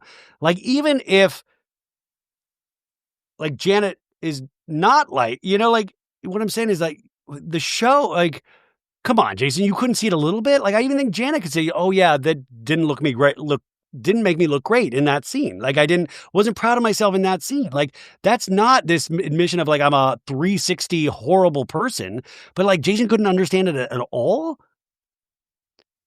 But Doute says, you aren't like, but Jenna goes, just can you give me an example or something I've said or done? And Doute's like, you're kind of like Stassi Schroeder, and you're kind of the Lala Kent, and you're kind of the Scheana. There's a shot of Danny smiling, like a big grin. And Janet goes, this is what you're saying. I'm not out here saying I want to be these people. And he says, Jesse, you wanted to say what? Jesse says, Janet and I have a good relationship. And we crack jokes together and stuff like that. And I watch her like a million times bring things back around that don't need to be brought up again. Or Michelle and Kristen will be having a conversation and she jumps in at the Mexican restaurant. Of course, we flash back to the Mexican restaurant. Blah, blah, blah. Flashback, blah, blah, blah, blah, blah, blah. I know these scenes like the back of my hand. Mexican restaurant scene. Doute says at the reunion, like trying to be involved and making it about her. And Jesse says, yeah, she wanted to be involved in every little thing. And then all of a sudden, she gets to use that and manipulate that. And Doute goes, that's not the girl I was friends with. And Andy says, you're saying that on the show, she is manipulative. And Jesse goes, I watch it back and I'm like, holy shit, I see exactly what everybody else is seeing. And Jason goes, that's wild because I watched the show too. And I just heard this side of the room talking about my wife 80% of the time they're on camera. And Nia goes, oh my God. Oh my God. Yeah, I mean, it's like tit for tat. Like, so I was really trying to think about the season and, you know, Janet obviously being the one, keeping the Danny storyline, the pantry Danny storyline at the forefront. You know, she brought the tequila, the pantry tequila Danny there. And she kept bringing it up throughout the season. And especially towards the end of the season. So when that happens, the other people are going to say things about Janet. So I'm really trying to understand it. And he says, Zach, between seasons, what exactly did you say at Jax's bar opening? And Zach goes, so, first off, hi, I'm Zach. There have been many different stories. My Scrotox is acting up right now. Well, because I was blackout, it's told to me that I said that I wanted her to miscarry. And there's a big pause. Because that's fucking awful. It's not funny, even if you're black, even if you're trying to be like the life of the party, like usually like, I want that bitch to miscarry. It's not funny. It's not cute. It's not witty. I mean, I think Zach is a witty guy. That is not funny. Also, I do want to say, how many people have blacked out at Jax's saloon? And he goes, why would you say that? Even Jax goes, that's really terrible. And Zach goes, that threw me off. And I don't know. I don't know. And Doute has like this look of like, huh? Like, I wonder what that look meant. When I said it, it was to Brittany. I was not coming at her at either of these moments, at Janet. And Jason goes, it wasn't like a private conversation. From what I heard, it was a tirade he was on. He was actually removed from the bar. And Brittany goes, you know, it was an out of character night for Zach. And Jax goes, out of character? I love Jax. Now he's commenting under his breath about Zach. You know, I wish Zach would be like, pipe down over there, steroids. Pipe down over there, volcano dick. Brittany's like, you know, he was yelling things, he was yelling things. He was wild, but it did happen. Okay, obviously, that is a horrific thing to say, and obviously Janet really was worried about miscarrying, which is so common. But I'm so confused on this for multiple fronts. If Janet, and I do believe Janet was very worried, it's got to be just so worrying to carry a baby, right? Why would Brittany bring that information to Janet, even though, yes, it is Zach's fault? Why, like, keep that to yourself? Why tell her that? Like, these are why the friendships don't make sense. The state Janet is in and carrying this baby. Don't tell her something that's going to upset her. Wait till she has the child and then let Janet annihilate Zach. And then secondly, on this topic, it also is making me doubly confused when they start going for Danny at the end of this reunion when Nia is about to give birth as well. And it's like, you've got to extend the same, like, how you want to be treated, you need to treat other people. And Janet is still like saying wild things. Maybe they're true, maybe they're not, but wild things are still coming out of Janet's mouth at the reunion when Nia is very close to being due. Like, how scary that is. That part just didn't make sense to me at all. Anyways, Andy goes, Janet, your response is what? And Janet says, are you sorry for that, Zach? And Zach's like, absolutely. And I have apologized to you for that. And Janet goes, before you apologize to me in person, you're behind my back saying she doesn't suck dick. She da-da-da, fuck her, fuck this. I don't remember this. She doesn't suck dick. Does Janet not suck dick? Why are we even talking? Cut this out? Not me, but like the show. Why in the show? I don't remember. Like Janet doesn't suck dick. So that's fine. It each their own. Teach their own. It's fine if Janet doesn't suck dick. She makes casserole, whatever. Zach goes, number one, that is a year later. You called lawyers on me instead of having a conversation. So is that new information right there that Janet called lawyers, or like Jason's buddies that are lawyers, but like Zach had lawyers called on him by Janet? And Zach goes, instead of having a conversation with me, and Janet goes, why would I want to have a conversation with you after you said that when I'm 8 months pregnant? And Zach goes, I love that you like to make it like this narrative of everything. And Janet goes, you're not sorry, Zach.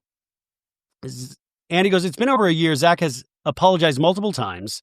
Is there a point where you can forgive him for this or move past it or what? And Zach goes, let's not do this. And Janet goes, let's be clear. I want to move on from this more than anyone. Like, I would like to get to a better place, but I need to see some things change.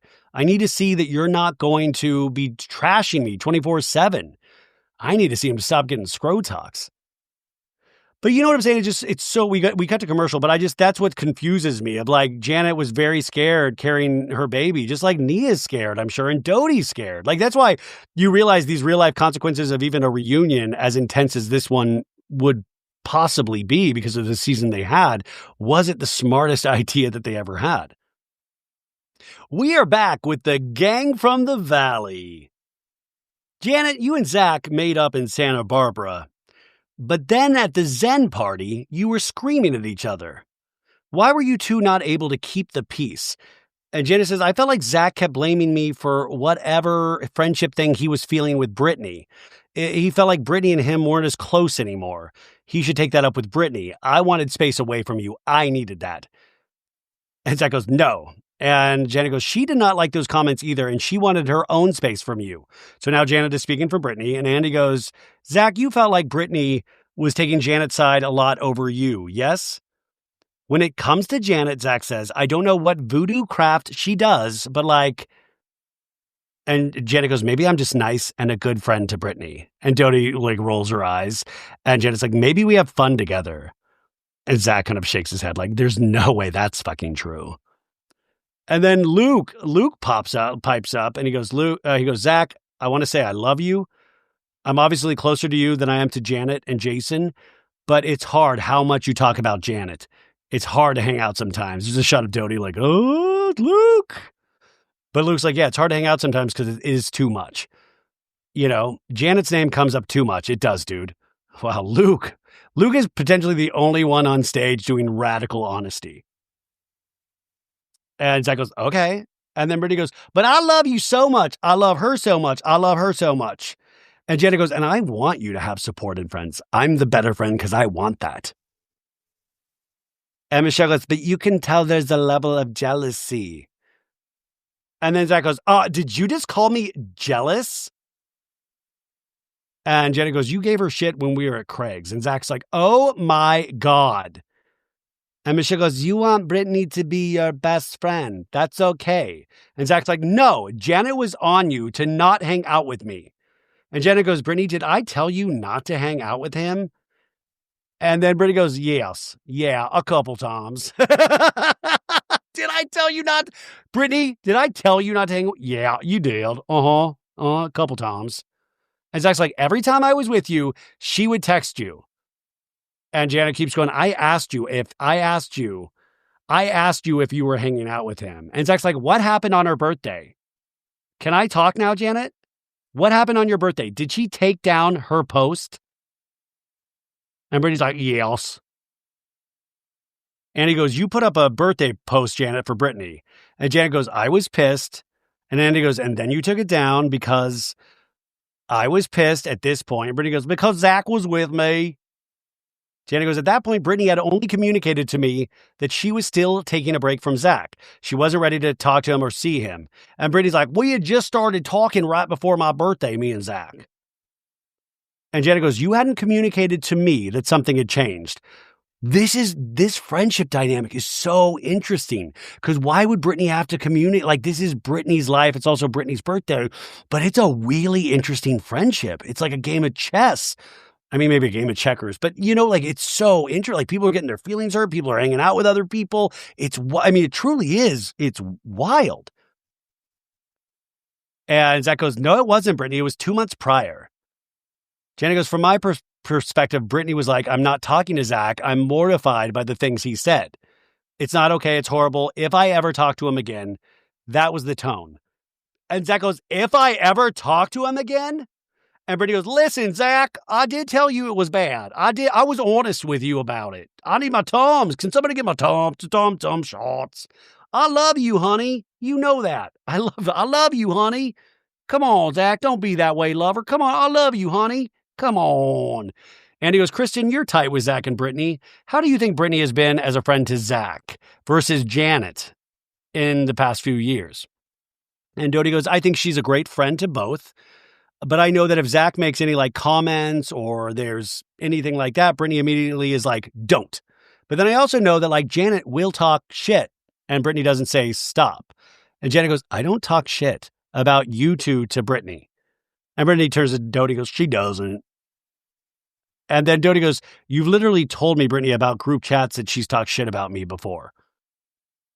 And then Brittany just goes, it's hard sometimes. She doesn't say no. It's hard sometimes because I just love them. I love them all so much. Come on, put me on special forces. I got to get out of here. Calgon, take me away. They've all been such good friends to me. It'd be crazy if next season everybody just turns against Brittany. Nobody wants to be friends with her. There is some. I sometimes question: does Brittany get off on everybody fighting over her? Brittany goes, I don't see what they think about Janet sometimes, or I don't see what they think about Zach. But I've known Zach for 17 years. This is like my brother, And Janet goes, there's been plenty of times you've gone to Brittany, Doute, and questioned why she's friends with me. And Doute goes, I don't speak ill of you. Janet says, I think asking why she's hanging out with me is speaking ill. Why are you friends with her? Why'd you invite her to this? Why not me? She doesn't need that. And Doute's like, and Zach is like, Zach's like, my head's about to explode. Doute goes, I've never made her cry. So that means Janet's made Brittany cry. And Zach's like, you are literally turning this around on her when you, Janet, are the one that constantly goes to Brittany, constantly. Why are you with Zach? Zach's here, blah, blah, blah. Brittany's like, there's a lot of reasons why I'm super close with all three of you guys. Janet goes, I know you two are great friends to Brittany. She needs all the support in the world right now. I'm happy she has both of you. And Brittany's like, yeah, me too. And Brittany goes, I love you. Come on. And he goes, okay, hopefully the two of you can get to a more peaceful place. I wish Andy's question was just how old are you guys? How old? Can we see some licenses? How old? And then Brittany's looking at Zach and goes, what do you want to say? And Zach's like, no, I'm trying to stop myself from crying. Well, I don't want you to leave here feeling a certain way about me, honey bug. Because, Zach, I love you very, very much. You know that. And Zach's just like, oh, yep. I promised I wasn't going to cry. Don't you cry. Don't you cry. I'm going to put my bosom on you. I know we had a weird time after last season, but we've gotten even closer. You've been traveling with me. You're with me all the time. I just want to make sure you know that, sugar booger. And Zach's like, I mean, after last season, we got a lot closer. And Brittany's like, yes. Wild, man. The kind of adulation and constant massaging of egos. That's what I'm Jax, don't worry about the valley with JaxCon. Do not worry at all. We're going to be just fine. There is so many other weird mental avenues that we have to explore still. Andy says, after uncorking sour rumors about his ex-wife on the boys chat, Jesse invited the group to wine country, where the full-bodied reds were flowing, and Michelle refused to wave a white flag. Zach, when you were on the bus to the winery, Jesse was showing off his dance moves for you guys with his head in your lap. How would you rate Jesse's dancing? And Jesse goes, stripping. I wasn't dancing, Andy, stripping. And Zach goes, 0. And we all share a laugh. Shots. I'm dancing and stripping. Jesse's stripping. Yeah, shots. Brittany says, I thought Jason was going to whoop his ass. Because he kept trying to kiss Jason on the bus, I guess. And Janet's like, don't kiss where I kiss. And he says, Jesse, you called Michelle an escort before going to Santa Barbara. So how did you think she was going to react to you waving the white flag? You know, I've thought about that so much, about that whole trip, Andy. I should have never offered the white flag before offering a conversation before we went into the house. And he says, why did you get so emotional that you had to leave and go to your room and the healing circle? Remember the healing circle that Doute and Luke did? Like everybody has to say something they're grateful for. And Michelle was like, let me think for a moment because it's been a very long time. And Jesse was like crying in, sitting Indian style, And Jesse, remember, got up and that's when he he got down to his like dumpy gray undies. Jesse says, I've been a really shitty person, but I would hope at all times that if Michelle can't think of one nice thing, she could at least say I'm a great father and that I love Isabella. I told you, Dad, don't bring me up. I'm embarrassed by this show. And the fact that she couldn't even bring that up really kind of hit me.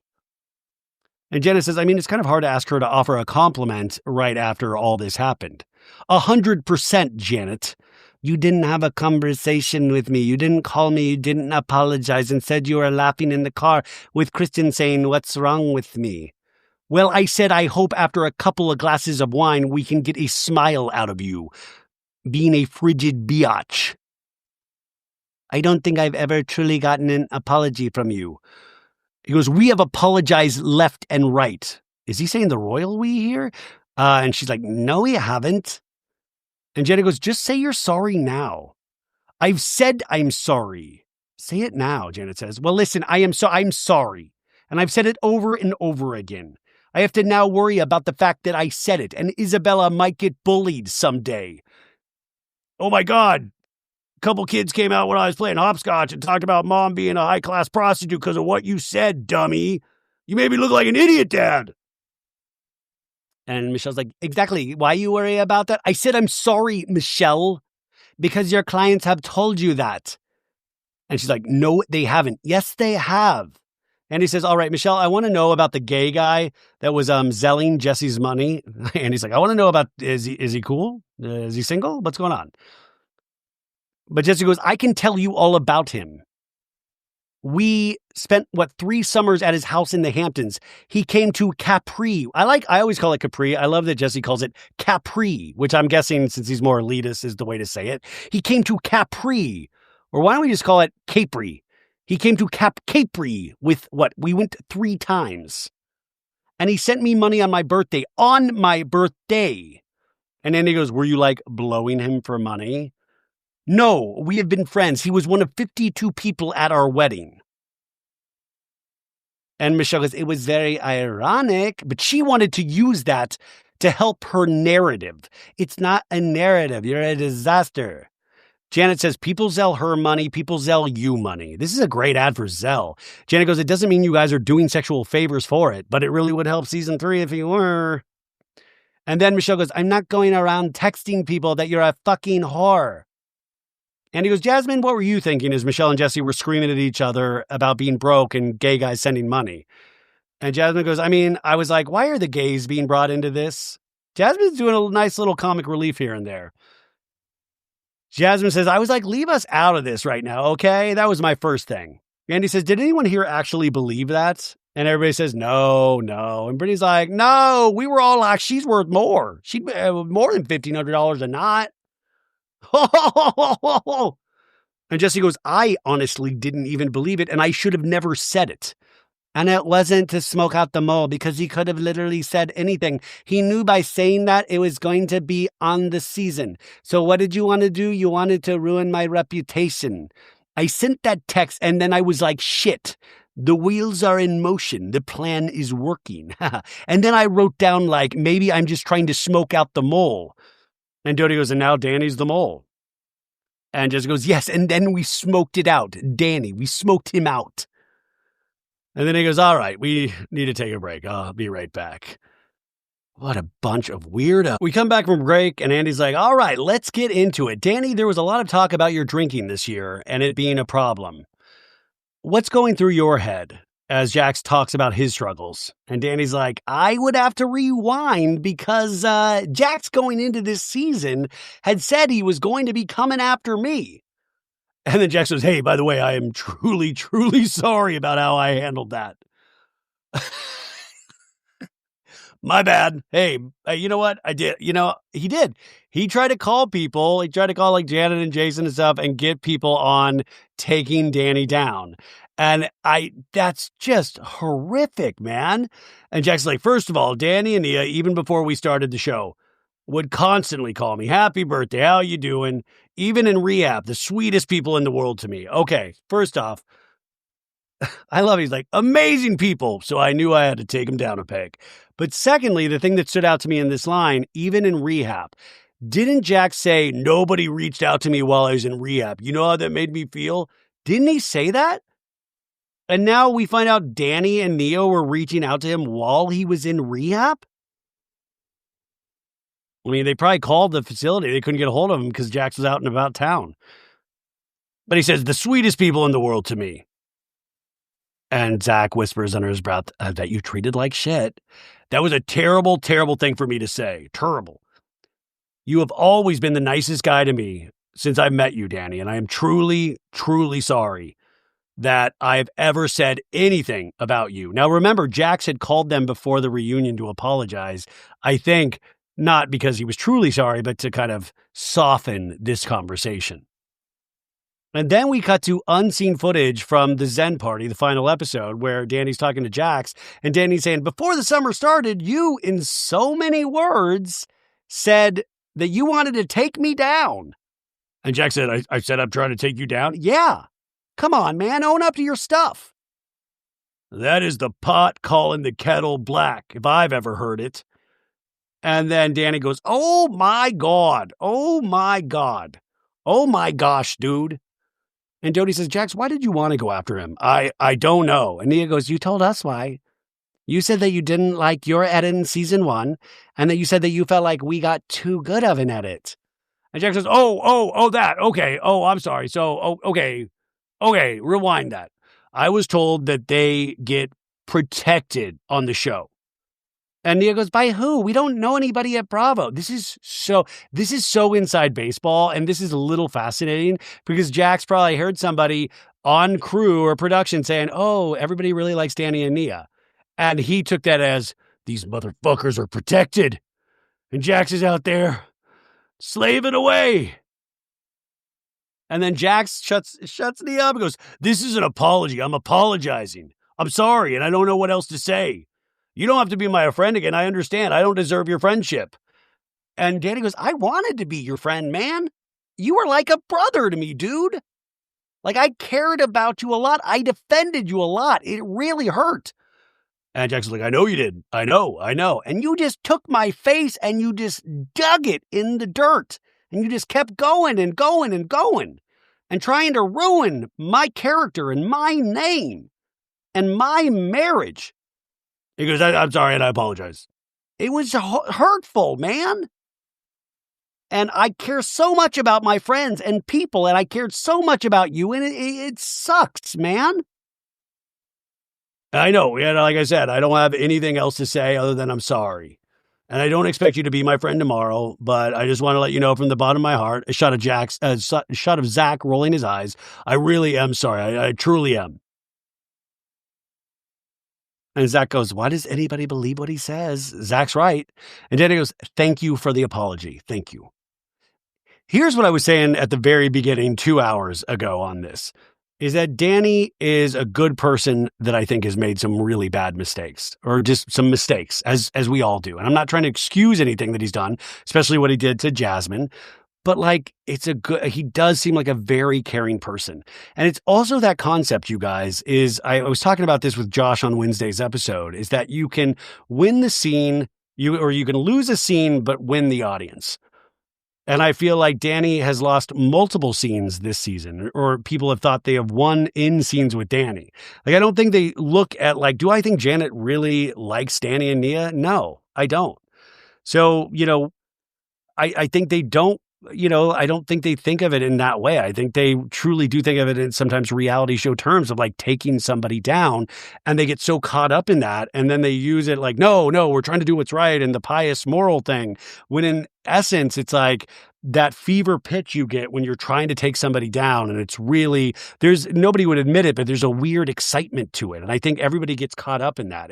That's why I call it like, it's like a live action Reddit thread where everybody's piling on. And there's like a glee to it. There's a glee. And that's what you feel. And so the good news for Danny and Nia is that they have won the audience. I mean, Jax, thank God, is not on the third season because he would hate to find out they are fan favorites. And I think not because they're a perfect couple. I mean, really the opposite. They are a couple that seems to try, and Danny seems to be making some mistakes, but they still seem to value their relationship enough where they try to work through it. Or at least that's what I'm seeing or feeling, right? And I don't think that I don't think it consciously upsets people, but maybe subconsciously, some of the cast.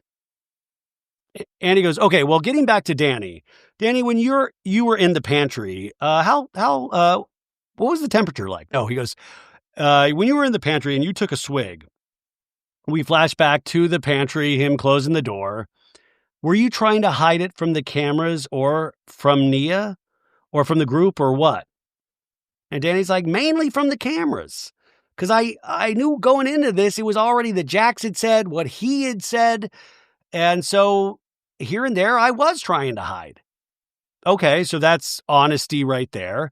And if you think it through that logically, listen, we saw that trip. Like, Brittany looked like she was shit canned. I'm doing shots, Santa Barbara shots, yeah. And by the way, you're at a fucking, like, nice house with a bunch of friends. Like, cut loose, yeah. But yeah, if Danny already knows that Jax was trying to end him going into the season, and obviously what I think the mistake is, if Jasmine's there, don't drink around Jasmine. I mean, unfortunately, you kind of lost that privilege in a sense. But at least he's admitting, yeah, I was trying to hide it from the cameras. I didn't want people to see, but I also wanted to like get a buzz on and I mean, I'm trying to think it through this logically. And he says, Nia, do you take issue with the person that Danny becomes when he drinks? And he's like, there's definitely times where I'm not happy with the way that he is when he drinks. Obviously, sometimes he's hilarious. Sometimes he's funny. Sometimes he tries to get me to move to Santa Clarita. And sometimes he gets under my skin and he's annoying. But I love him and I know that who he is and his character as a person overall. And like you said, like we have kids, like he's not going out drinking and getting drunk. So I think we've all had all the... And then Andy goes, do you think he's always honest with you about drinking or how much he's had? And he is like, we always check in. And it's like there's moments, maybe in the moment where he's like, oh, whatever. And I'm like, no, I think maybe you're feeling it a little bit more. But the next day we have conversations and we always get back on the same page. And Jason goes, I think that's great. I think you should support your husband. I think that's amazing. The issue that I have, Jason says, instead of taking accountability, it was like, where's the boogeyman? Where's the scapegoat? Where can I blame all this on? It's actually Janet's fault. Janet's the reason that all of this is happening. Not the fact that Danny has done some bad things. It's Janet. And like, what did Janet do? Can anyone articulate what Janet? And Nia goes, yeah, I can. As friends, like, we loved you guys so much. I love she used the past tense. We loved you guys so much. Like, I really cared for Janet. I really cared for you. And I think it's more the place that it's coming from. So one, is it coming from a place of concern? Like, Nia, I'm really concerned about this. And like, I care about you as a friend. And Janet goes, I did show concern when I came to you privately before season 2 started filming off camera and told you about the second incident I had heard of and told you that I knew this stuff was going to come up. And Nia goes, yeah. And I was like, oh, thank you for having this conversation with me. Okay, so Janet is saying there was a conversation had. Okay, so this is always the stuff that I'm interested in, because I'm like, why did they just like spring this up on camera? And, but Janet says, listen, this stuff is out there. But I think also the difference is then Janet is the one to bring it up on camera. She was very caring and concerned with the cameras off, but when the cameras are on, it almost feels, or it appears to be filmed in sort of a takedown manner. Well, do you know this? Do you know this? And Doute says off camera, nice off camera, but then insulting on camera, Doute says. And Nia goes, exactly. That's why it felt two-faced to me, because it did feel genuinely like it was a place of concern. And I was really grateful for that because I wasn't there. And Janet goes, I didn't bring it up on camera. I didn't bring it up on camera. Well, no, wait, I'm so confused because she did bring it up on camera. And especially because remember they were in, it was the boat with like the other girls. And then they flashed back to a scene of yoga where Janet was, I think it was Janet and Jared and a couple other people where she brought that up as well. Am I smoking crack again? I did think Janet was the one that brought it up on camera, unless we're talking about the Jasmine incident. But the second incident, I think it was definitely Janet that steered that ship, unless it was edited out, somebody else saying it.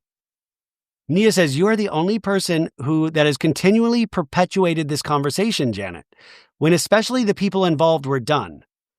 And Janet says, I came to you at girls' dinner and I said, if you are struggling with him with an alcohol or whatever issue, you should know that you have friends that will actually support you if that's what you're going through. That was also when she brought up the Al-Anon thing, which I cut out of the episode. And Janet goes, and you bit my head off for saying that. So yes, that's when Danny's calling me a snake. At that point, it's like, yeah, of course I'm going to keep talking about this. Okay, so now Janet does admit to then at that moment, then definitely hitting that note again and again and again. And Janet's like, you guys are blaming me anyways. And Danny says, I called you a snake after you called me Dark and Dark Side Danny. And then Janet goes, I think Danny Darko's a better nickname than Dark Side Danny. It's a little too snarky and snide, Janet. I don't know. And then we cut to Danny a little tipsy at Jax's bar when the Danny Darko. I liked Pantry Danny too, if we're really, anyways. But Danny goes, that was a trigger, and that's why I called you a snake. I mean, this is also something that I always think about too, is that, well, when is it okay? Like, if somebody calls you something that upsets you, do you stay silent? Do you say something back? Like, what do you do in those situations? So Jason says, it's way easier to be triggered when you're drunk. I don't know if that's, well, I mean, maybe for some people, I'm more triggered when I'm sober. But Nia says, keep a level. Nia says something and Danny's like, same. Nia says, it's easy to be triggered when somebody's calling you a name. And he says, well, between seasons, a boozy Halloween incident with Danny at Jax's bar sparked tons of chatter that everyone's favorite 3 under 3 father goes from 0 to 100 when he's drinking. So, Danny, I know you've apologized. And we cut to the Jasmine apology saying, I was sick. I was on antibiotics. I don't remember being there. I don't remember leaving. It was like one of those things. It was a freak situation. Maybe somebody's roofing people at Jax's bar, because Zach has the same story at Jax's bar. But Danny's saying, I am so sorry. In the reunion, Andy goes, Nia, you said you and Danny went to therapy after the Halloween incident. There were several weeks where you two were not in a good place. How were you able to work through it? And she says, something that we both really do in our marriage and our relationship, if there's any issue on either side, is we address it head on. So once Brittany called me and filled me in, it was not something that we were just going to pretend like never happened or not discuss. So we both went to therapy together, separately, all of it, because we wanted to make sure that we were back into a good place and something like this wasn't a thing. And Danny goes, yeah, and immediately after, because I don't remember any of it, I was completely blackout, and Jason's like starting to shake his head like he's starting to look angry. I don't remember being at the bar. I don't remember getting home. I remember waking up on the couch. And then a couple days later, Brittany calling Nia and telling me what I did. And I said, who was it? And then Janet turns to Jason and goes, he knew before that, right? And Jason goes, I don't know. And Danny's like, who I did inappropriate things to. And I reached out to Jasmine. And Jasmine goes, no, Nia reached out to me. And Nia goes, no. And Danny goes, Nia says, he messaged you immediately the same day that he found out. And Jasmine goes, you called me, Nia, first. I was at the airport. And you apologized for him. Yeah, I checked in, but the same exact day, he reached out immediately as well. And Andy goes, so when he apologized at the white party, Jasmine, did you feel that was... And Jasmine says, at the white party, the problem for me was when we sat down to have the conversation, the first thing you said to me and Melissa was, are you doing this right now? And we flash back to unseen footage where Danny says, I didn't think this was coming up right now. And Jasmine says, I know. I just want to get it over with. And Jasmine in the reunion says, and I'm like, wait, what am I doing to you? I can bring this up if I want to. It happened to me, Yes, but I also want to talk about this is the reality of reality television. That unseen footage was really interesting because it looks like not Jasmine, but production pulled a little bit of a fast one where he had already had this conversation with Jasmine. So I don't think Danny was preparing to have that conversation. So he sits down and all of a sudden Jasmine hits him with this. And he's like, I didn't think we were doing this. So I think I'm not defending Danny, but I am saying if I was in that spot and already talked and, apologized, I don't know if I would have expected that to be the conversation. So I think he was maybe a little thrown off. And I think production wanted him a little thrown off in that scene. And even Jasmine, when you see that scene, she's like, I know. We'll just, we're going to get it over with. But yes, of course, Jasmine's right to bring it up whenever, wherever. But I do think production had a hand in that scene. But Jasmine says, and Melissa never got an apology to her face. Yes, we haven't seen each other for like months. So it's like kind of out of sight, out of mind type of thing. Seeing you again, yes, it did bring up some feelings. Like, why didn't Melissa get the same apology as somebody like Kristen or Janet would have got if you did that to them? Doute's looking at Jasmine like, what? And Jasmine's like, and that's what it felt like to me. So that apology felt half-assed. And Danny's like, I thought we were good. And Jasmine goes, no, I get that. I'm sitting at the white party. I just like your apology to me felt like shit. And Danny's like, what? And their faces were like, zoinks. And we take our last break of the reunion. Thank God. We come back from break. Jasmine says, felt like shit. And Andy goes, felt like shit. And Jasmine's like, yeah, I didn't believe it because he sat there and said like, why are you doing this to me? I think he was like, why are you doing this to me on camera? I think he really thought he escaped having this on camera. And Jasmine says, and I'm like, what do you mean? Why am I doing this? And Danny says, that was my initial thing. Like, not, why are you doing this to me? And Jasmine goes, well, that's what it felt like. And Danny goes, I was caught off guard. And Jasmine goes, and you looked at me and Melissa and like, are we really doing this right now? I mean, I truly think he was caught off guard in that moment. Like, Danny does seem like, I don't know, maybe Danny and Nia, not that they're innocent, obviously not. And especially not when Danny drinks. But there's this like, hey, and like the dark side of reality television. I don't think they studied up. And if you were that close to Jax, my God, you must have never went online. Jasmine says, I took that as a slap in my face. Like, what do you mean I'm doing this right now? Yes, I'm doing this right now. And Nia's like, and you have every right to. I think he felt caught off guard because in this, his thought process, he had apologized more than once and we had seen each other in a group setting since then. So I felt like, oh, we're good. Like we've seen each other. We're friends. And Jasmine says, I think it went deeper than that. Which later on, we did have a deeper conversation. And then we have the second apology from Danny on the show, which I thought was the most fascinating conversation with Jasmine and Melissa talking about, being in a lesbian relationship, that certain things will happen to them that is just pushed away like it's not a big deal because they're lesbians. And Jasmine's like, nobody wants to talk about defending your relationship or respect. And Danny's saying, obviously, that will never happen again. That was the second apology. So we come back to the reunion, and Jasmine says, I was just feeling like my relationship was less than others here. I mean, that is very resonating right there. And Andy says, yeah, when you made that comparison, when you said, look, I think if I was a man, then it would be totally different. Jasmine says, I love Danny and Nia, but he hurt me. And I want to say, Jason, thank you for having my back because I don't want to cry. I love that support that you have for me. And I think other people didn't understand, but you did. And that was a nice little moment. But then Jason builds off that and it goes off the rails. And Jason's like, I'm trying to hold my emotions together because and he's starting to tear up. I honestly feel like that interaction was disgusting. And Andy's like, what interaction? And Jason's like, I feel like, and Danny goes, you weren't there, Jason. And Jason goes, you admitted what happened. And I heard what happened. What else do I need to know? Jasmine is still feeling a certain way about it. And it's a terrible thing that was done to her. And Danny started talking. He is like, she can still feel however she wants to feel about it. And Jason's like, oh, I was taken off guard because you're still hurt. Why are you still hurt? Insinuating that she did it for the show. Nia goes, not because you were still hurt, because he thought that they had good communication and they were in a better place. He thought, and Jenny goes, it had happened over a year, almost a year ago,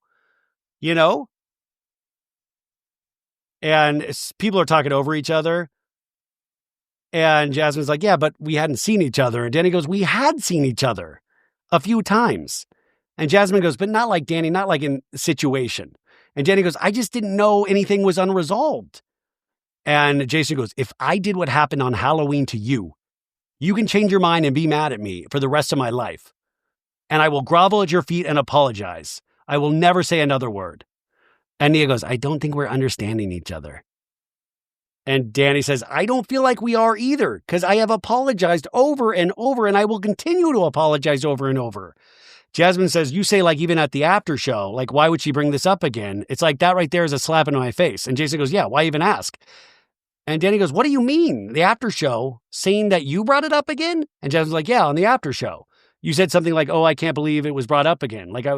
And Danny goes, by Janet, not by you. And Nia goes, no, not by you. You can bring it up as much as you want. And then this is when Jason goes, you are a clown, dude. You're a total clown. You better not. And he points at Janet. You better not never. And Danny's like, are you kidding me? I'm a clown? And unfortunately, at that moment, we do see that Danny has a clown nose on and he's changed into a clown wig. So it's just a really odd choice. No, he was not.